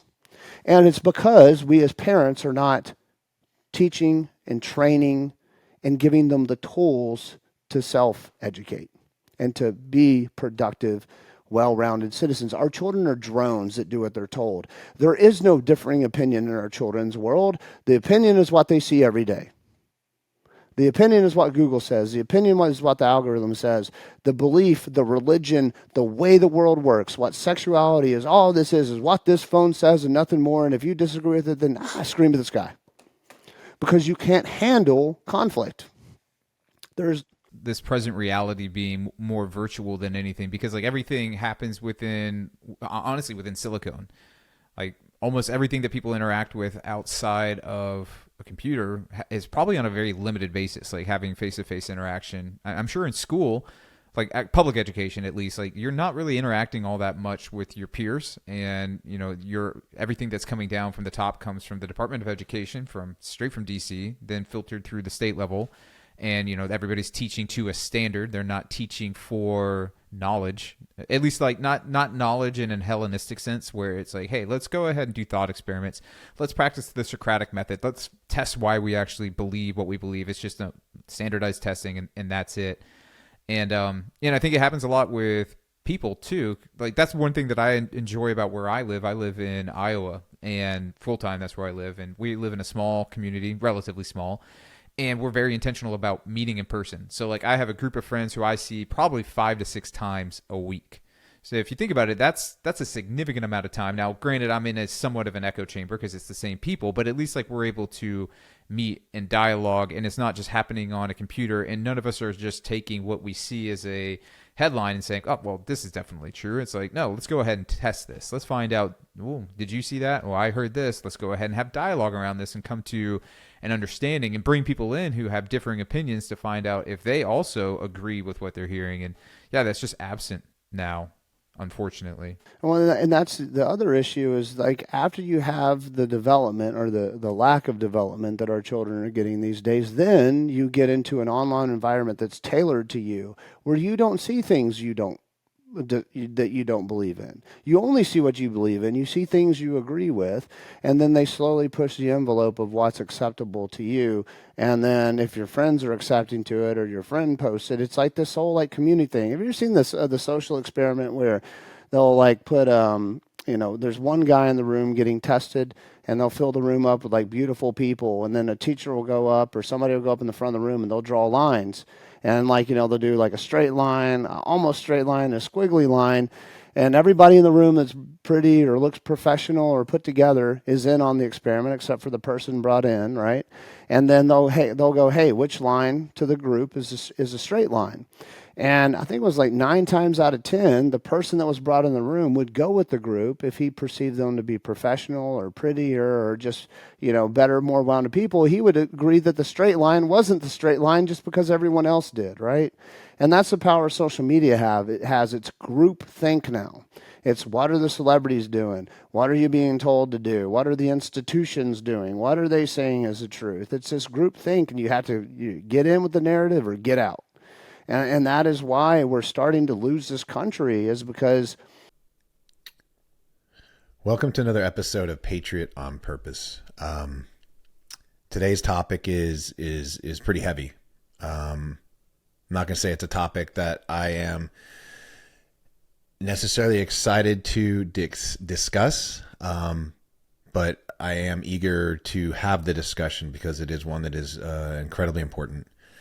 One that more people need to be aware of on a number of levels. We'll get into that, and deals with a lot of bad people doing very, very bad things to innocent people.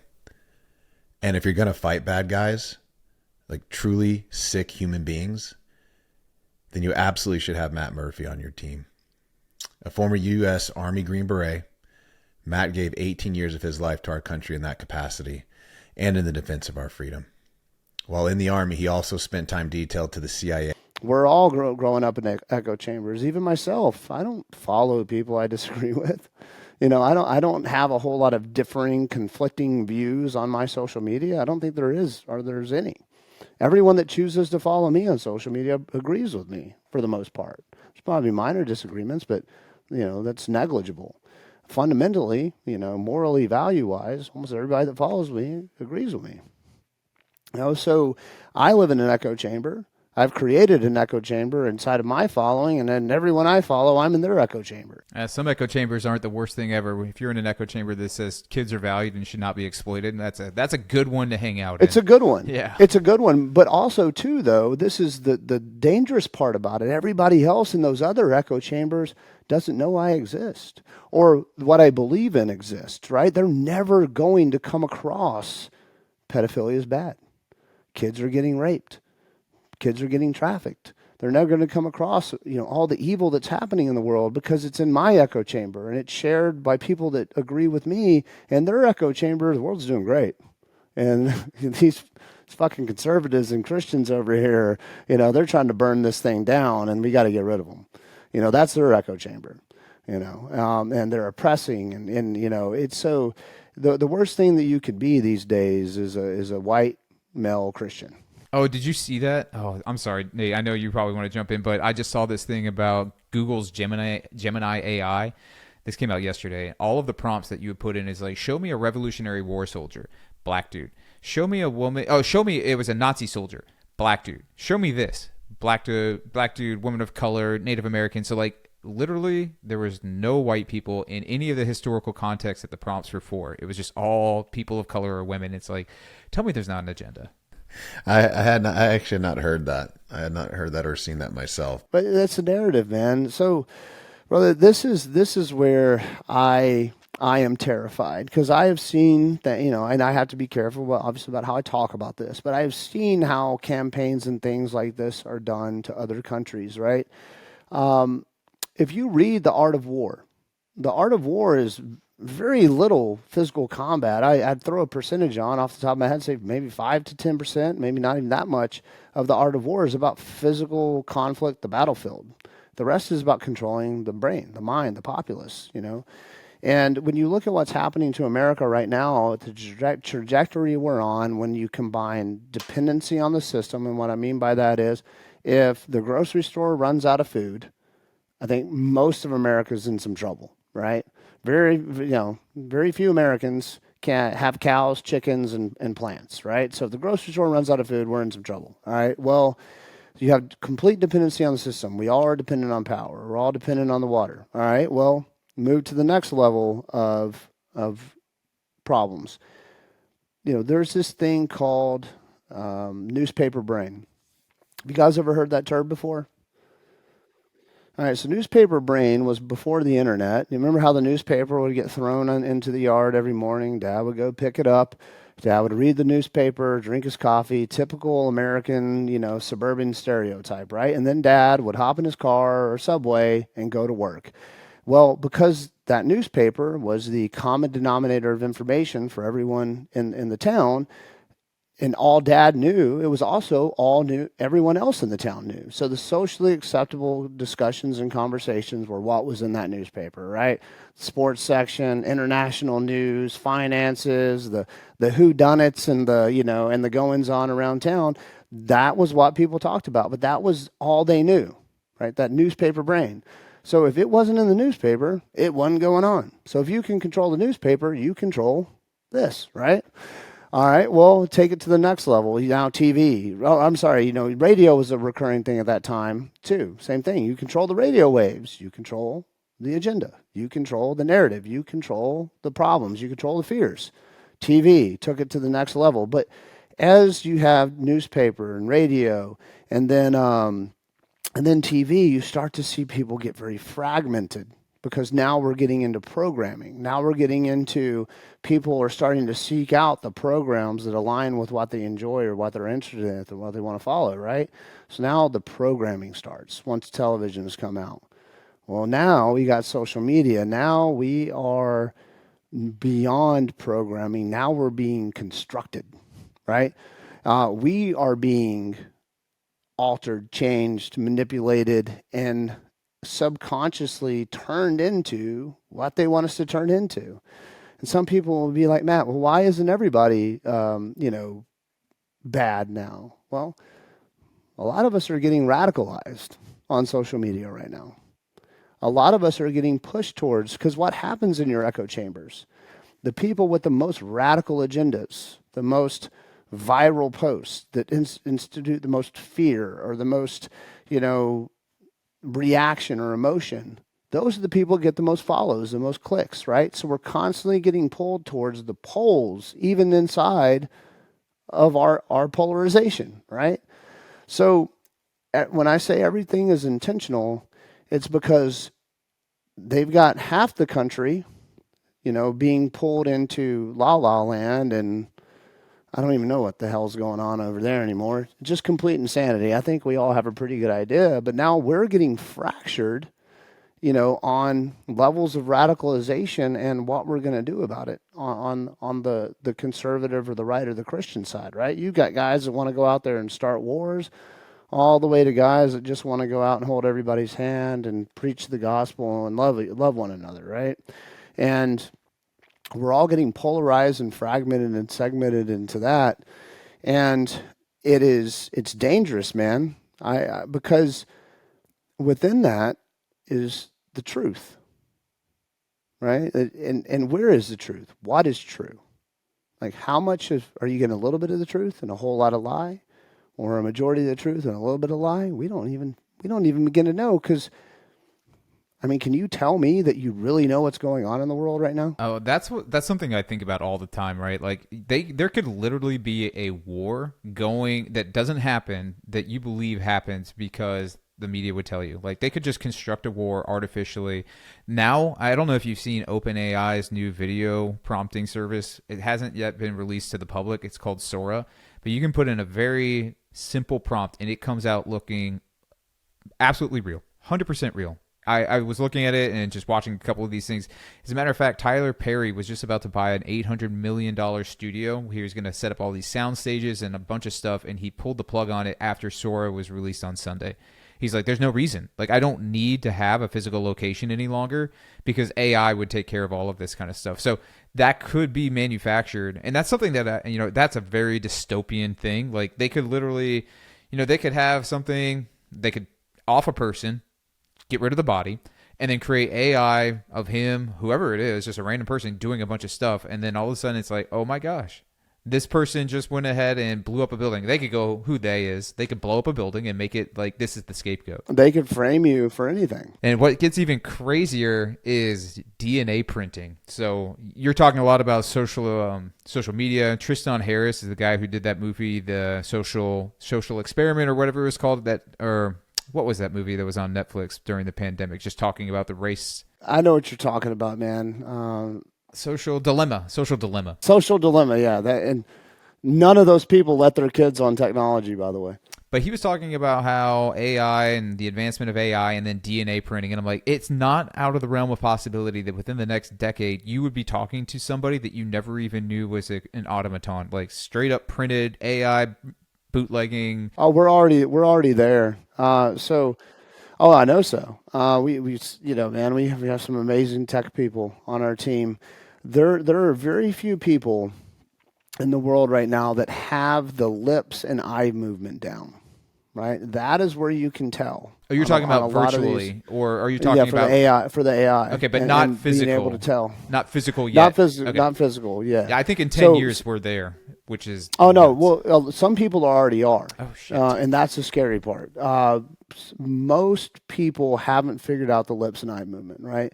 And if you stare at them, you're like, that's a little weird, right? But some people are there now, and that's where it's scary because it's not just these creators. Remember how they had that guy made the AI Tom Cruise, and it's got a popular following on YouTube, and there's some other ones.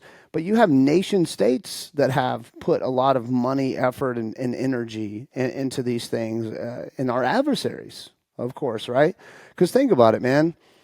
If you want to destroy America, you don't need jets, bombs, battleships, and an army anymore. You just need a really good fucking story. You need to make something seem real. I guarantee you the technology and artificial intelligence, 100%. And you need to make them think that something terrible happened. Like I guarantee you right now with AI, you could burn this country to the ground already, given the tensions, and back to what I talked about earlier about what's happening to us, the radicalization, the polarization, the deconstruction of humanity, and then the created way they want us to think, to be perfectly blunt, in social media. They need division for what's coming, or what I believe is coming. Mm-hmm. So a divided society is constantly on edge. Constantly, if you're divided and you're polarized, then you're turning all of your energy towards each other. Now think about all the ways that we're polarized in this country, from religion to race, ethnicity, culture, morals, values, sexuality. We are fractured as human beings right now. And not only is it hate one direction, it's hate both directions now. The LGBTQ movement used to just be for equality. It used to just be for marriage. Now it's fuck you. You're going to accept this, and I'm going to dance in your school, or there's going to be a transgender person doing this, and then everybody on their side's like, well, fuck you too, right? We're fighting in every parallel now. There's no one singing Kumbaya and love me and accept me anymore, right? It's all force. So polarization and division turns into what I believe distraction, right? because all these things that we would all be able to, like, if I sat down with a transgender person, I have gay friends, I have gay people in my life. I don't hate gay people, I have gay people I'm nice to. I have gay people that work at different levels and things around me. I don't care. They're adults. They're making a decision. Again, I think it's a sin. I think it's wrong, but I mean, fuck, I sin. I do wrong things, right? I just love them like I would love anybody else. I don't accept their sin, and I'll be straightforward with that, but I love them, right? And the issue is if being a gay person, even with how I believe and how I think, we can sit down at the table and be good friends. There's a million things we can talk about to see that we're not too much different. We might have similar morals and values. I mean, it's the issue comes into when we're in technology and we're in our echo chambers and we're in groupthink, we get polarized and we get against each other to the point to where we won't sit at the table anymore. Just like that guy wouldn't come on your show. There is no, well, yeah, no, I'm not gonna say that's not why he came on, but I would probably bet the bank that is why he didn't. Nobody wants to be on a show of differing opinions. I don't want to go sit down on CNN and talk to Rachel Maddow, right? But no, I would love every minute of that. But no, I'm kidding. But I guarantee you, Rachel Maddow does not want me to come and sit down, right? Because you can't have logic and feelings in the same room, right? And there's a huge polarization and right now at so many levels where we have just been completely divided already, and we're focusing all our energy and anger on each other. And I fall victim to this too, man. There's some things I'm like, this is too far, and it is, but it's all a distraction from what they're really doing. Like, look what's happening to the world around us while we're all pointing the finger at each other. Are you talking about like the centralization of economic power to the World Economic Forum? They're trying to make us eat bugs. We're going to own nothing and like it. They're going to reduce the human population by 7.5 billion. All that good stuff. Yeah, all the fun things that they openly say, and no one seems to give a shit. People are more worried about where someone pees, what they identify as, do they have a penis or not. People are more worried about all this other stuff, terrified of it, and focused on it to the point to where they ignore the fact that our world is literally crumbling around us, and the world as we know it is crumbling around us, and a new empire is being built, if you will. And people just don't see it, nor do they care. I think people are so. Another tactic that you do in psychological warfare is to inundate someone, just to overwhelm someone with fear and information. Because every person has a point where it's too much fear, it's too much information, and then they decide to just completely shut down. What would have been, could you talk about any times that you were able to, when you did that in the military, or would that be classified? Nah, man, I can't talk about any of this stuff that we did in the military. I can hit on principles. What do you see right now? What do you see right now that that you would identify as that? Yeah, that's another good way. Well, 100%. Well, okay. The first one was during COVID, the QAnon phenomenon. That was the most successful disinformation campaign I've ever seen ran. It took every single patriotic, red-blooded American that cared enough to do something, and it got them to sit on their ass at home, right? And it got them to believe that, don't worry, Donald Trump and a flying goat monster from the never-ending tail is going to come in and save the day. There's people believe there's military tribunals happening in other countries. People believe, oh, it's all going to be good, man. Did you hear the Q drop today? And it's like, you all are fucking idiots, right? And the more that you would tell them that, they'd be like, no, it's the Q, man. Man, I had a group here in Tennessee of people who paid money to go listen to a guy with a mask on talk that was claiming to be the dead Kennedy. And you're just like, dude, my head is about to explode. But that's the power that these movement has, man, because it's not just psychological war. Psychological warfare is not just propaganda and changing the way people think or making them hate one group or the way they believe. Psychological warfare is also the overloading of information and then also disinformation. So think about social media right now. And this is everyone's life. What happens when you get on social media and you're scrolling through the reels or even just through posts, right? You're not reading a paper anymore. You're not reading an article and learning information on a war. You're not, looking at an article and learning about, an economic situation or a business transaction with China and, a trade deal or, looking at stocks and seeing where the stock market is. When you're on social media, you're being overloaded with dogs, cats, children, funny videos, where I'm at, what I'm doing. Oh my God, look what happened to me today. Butts, tits, cars, problems, trafficking, wars, murder porn, you name it. Every single thing. And by the time you're done scrolling, your brain in 15 minutes has no fucking clue what happened to it. You didn't learn a damn thing. You didn't process a damn thing. Your attention span's 15 to 20 seconds. You literally have been turned into a mush drone that is just entertained, right? You are no better. 15 to 30 minutes later after being on social media, you're just as retarded as you were right before, myself included, right? And you know nothing.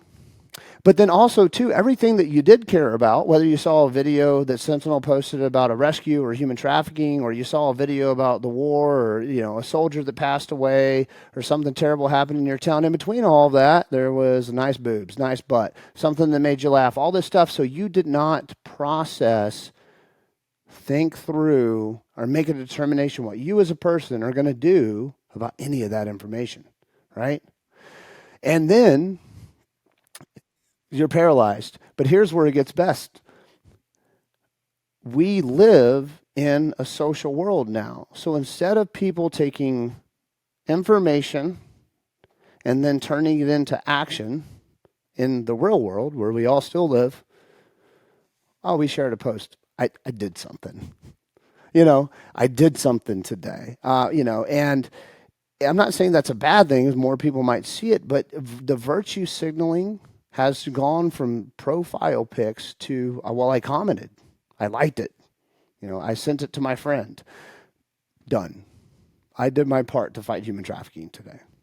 Now that is a level of that where you are creating some kind of awareness, but there's no action in the world that we live in, right? There's no tangible difference that you made in real life, right? Now, hopefully, somebody you sent that to might take an action, but I doubt it, right? And that's where we're at. And that's why nothing is getting done about anything, even though we know about all the problems, even though we are more in tune and aware of what's going on in the world than people ever have before, but there's not a fucking thing we can do about it because we just don't even know where to start. And it's, man, if we don't find a way to get society unplugged from this at some level, we will never be human again.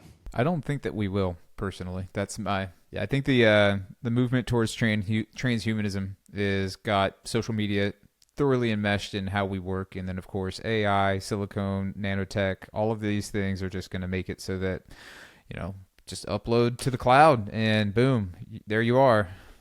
It's like we've just gotten to a stage where things are moving so fast, like we can't get back out in front of it again.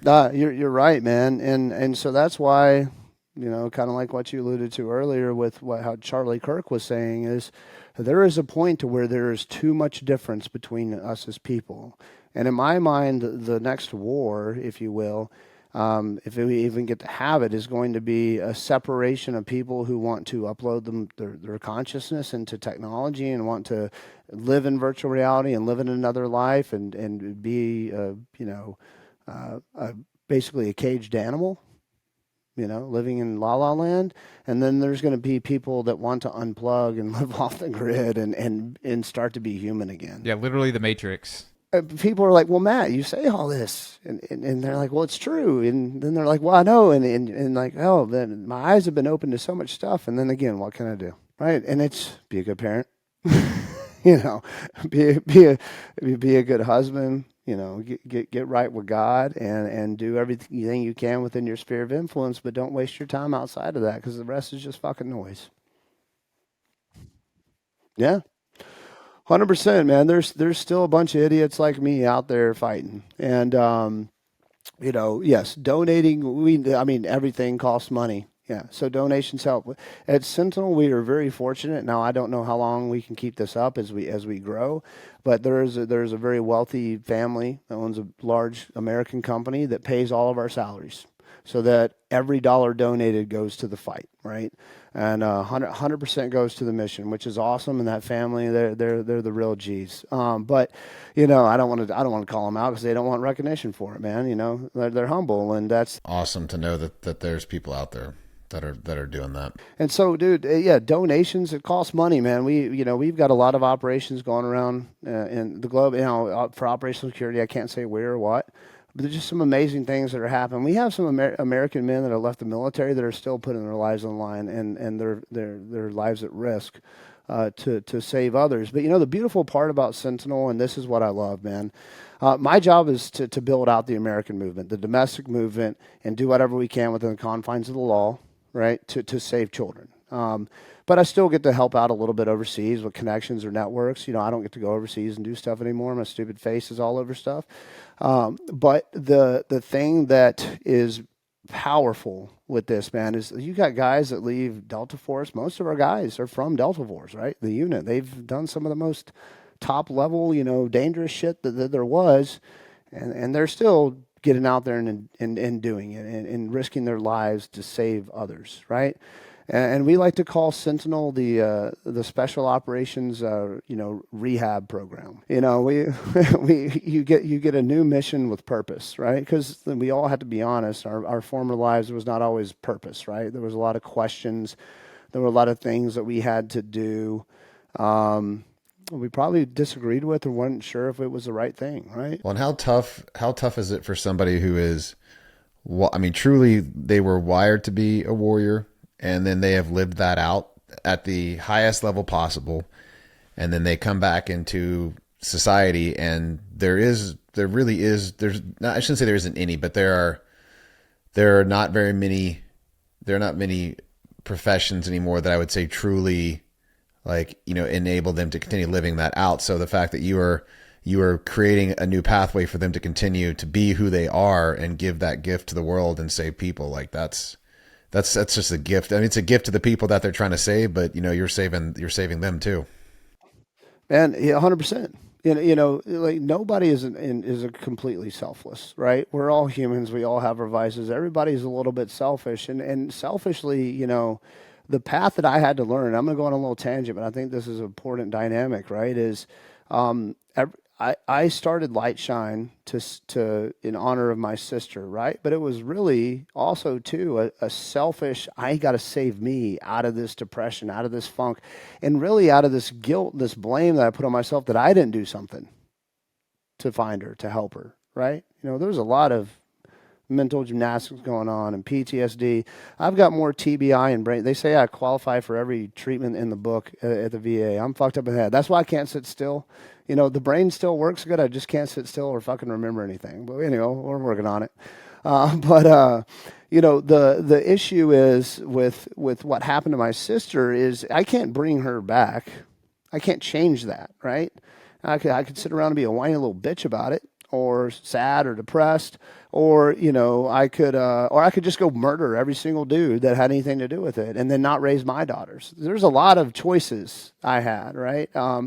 Luckily, through friends and advice and stuff, I started a charity, and charity became something cool, and now I believe I'm doing something way cooler, and it's just been a journey, right? But it is still kind of selfish because I'm kind of still paying dues for all the people I had to kill or sent to get killed, or what happened to my sister. I still live this subconscious atonement for the evil that I had done, right? Now I've never murdered anybody, but you know what I mean, man. The life I had to live. And as you become a Christian, there is a wrestle with that. But I've recently just come to terms with love has many definitions, right? You can love your enemy, but man, I can love an innocent child a lot more, and that's really where that comes. Is everything comes down to love. You can fight for love, right? And you can give a hug for love, and you can kill for love. So there's in my mind, there's many different versions of what love is. And Christians and men need to get their shit together and get that figured out, because, turn the other cheek, to my mind, was a Bible verse or a lesson for a dynamic, right, or a situation. At some points, it's better to just say, you know what is it? Is this really worth it? Are you going to turn your other cheek if you see a kid getting raped? And a lot of Christians these days would be like, that's, you know what? Like sometimes it's just like, you just want to, and you can't handle it, man. But I'm telling you, it's just the level of manipulation that's even happening in the church, on this stuff is crazy. But dude, we as a society, or as just an echo chamber, or as a community, have got to start doing things in the real world to make a difference and stop, just living in our bubbles, man. And quite honestly, it's going to be on of us collectively to band together and figure out what to do, because I say this all the time. And this is the last thing I believe. You know what? We are all never going to have the same religion. We're all never going to agree. Politically, there's always going to be differences. There's always going to be a better way or a worse way, right? But if we as a society, majority, collectively, cannot say that children need to be children, that a child is innocent, that a child should be protected, if we cannot rally behind our children, that is the last thing that they can take from us. Because after our children are taken from us, there's nothing left. Our future is over, and who we are as men and as people has been completely compromised and sacrificed. Because at the end of the day, a man is supposed to protect the innocent and the weak. And Christians are supposed to protect the widows and the orphans. And we're failing. The church is failing, our government's failing, and our society is failing. And because of that, a lot of weak men are giving up. And if we give up, we lose all this. Yeah, that ended on a somber note, because I was going to make a joke about having a new charity called Pipe Hitters for Jesus. That would be a good one. That'd actually be a really good gym. I would work. For anyone that wants to support the Sentinel Foundation, what's the best way for them to go about doing that? Well, man, our website, somebody bought Sentinel Foundation, go figure. So our website is foundationsentinel.org. You can go to the website. There's a links and stuff on there where you can click to donate. We have links on our social media pages as well. That is actually Sentinel Foundation on Instagram. We're on Facebook, but they hide us and hate us. But Instagram, is doing decent. We literally, so Sentinel Foundation was funded by a few wealthy families in a foundation up until about a year ago. And they went around the world and just did all the humanitarian crises and human trafficking rescues and all that stuff, and were well funded. And there was one key foundation that does a lot of good around the world, especially for kids, that Sentinel supported and did things for that foundation that no one else could do, right? Use special operation tactics, techniques, and intelligence to rescue children, to rescue missionaries, to pull people out of horrible situations. Sentinel still does that.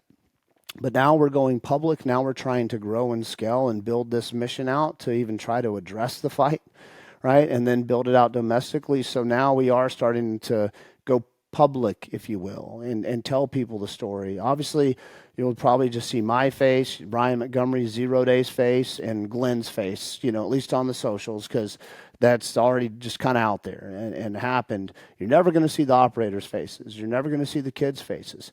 But we're going to tell you the version of the story that we can tell, and we're going to give you the numbers at the end of the day, and we're working on how to build out with some pretty incredible people the marketing and the social media and all this stuff, for Sentinel right now, so we can do the victim justice, well, fuck the offender, and do the boys justice that, are out there doing the Lord's work, even more time away from their wives and their kids to save innocent children. It's powerful, man. So we got to protect their identities. We got to protect their operational security of where they're at. So, we're trying to build an engine that does all that. It's not easy, but we got some awesome people behind it. This is about the deed, not the glory. I don't want people to think of me when they see Sentinel. I know Glenn doesn't want people to think of him when they think Sentinel. We want people to think of Sentinel. We want people to become sentinels. We want people to come out there and be a sentinel for our children. If they don't know what that means, Google it, right? If you, be a sentinel, take a stand, take watch, stand guard, right? And do something to protect our kids. So that's really the movement. We want this to be about the mission, not the person, right? Because we're all people. We all make mistakes. We all fail, and good Lord knows when you start to do too good, they come at you. And so it's about the organization. I hope this organization grows no matter what happens to me, what happens to Glenn or Ryan or anybody else. We want this to be the movement, the focal point that people can get behind, of an organization that's doing good, that they can support, that's going to save the kids, right? And that's that. There it is, man.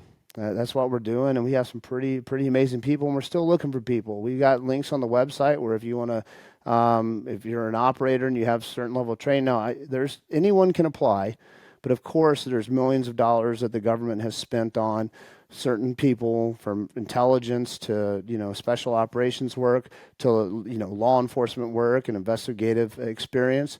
There's certain people that we need, but anyone can apply. We run an operator training course to select people to conduct overseas operations, and we also run an intel analyst training course where they get to learn a baseline intel analyst program taught by a lot of our intel analyst experts. Ryan Montgomery teaches some classes on that, and then as they progress, they really become good analysts as they start to work cases and get mentorship and have a spirit guide, if you will, through the intel world. Anyone can apply for the Intel Analyst course. There's a base level of skills that we like to see people have, but anyone we could do it. The Intel Army is growing to probably over 100 people right now. So we have our experts that have this is what they do, and then we have people that volunteer and assist and help because there's just so many cases, right? But again, we can't do any of this without money, and we need a lot of it. We need a lot of money. Data, cloud space is expensive. Software is expensive. All this technology is expensive. Sending guys overseas to conduct a rescue is expensive. Rescuing kids here in the States and being able to pay someone to just sit in that seat is expensive. And this machine doesn't run without money, and we need a lot of it. And like I said, the children are our most precious resource. Well, I know it's 4:32, so 3:30 your time. So you've got to go get that money. Candace Owens is a calling. Build things and get money to build it, man. Oh, Matt, it was a pleasure to have you on. That was a great conversation. I'm super excited for it, and I hope everybody knows exactly where to go. Again, it's not Sentinel Foundation. It's foundationsentinel.org. So go there, check them out on social media and all that good stuff. And thank you also for your service. I really enjoyed the conversation. It's been awesome. I know I went on some rants. I shouldn't have taken pre-workout. But that was great, man. But man, I hope I get to sit down and talk with you guys some more soon, man. Oh, definitely. Yeah, we're gonna get we'll get a little box and send it back and forth so that this always works out. If you have, I think I could afford to buy a microphone. We'll see. We'll talk to the wife. Well, just get it. Yeah, it's for the foundation. That's all you need.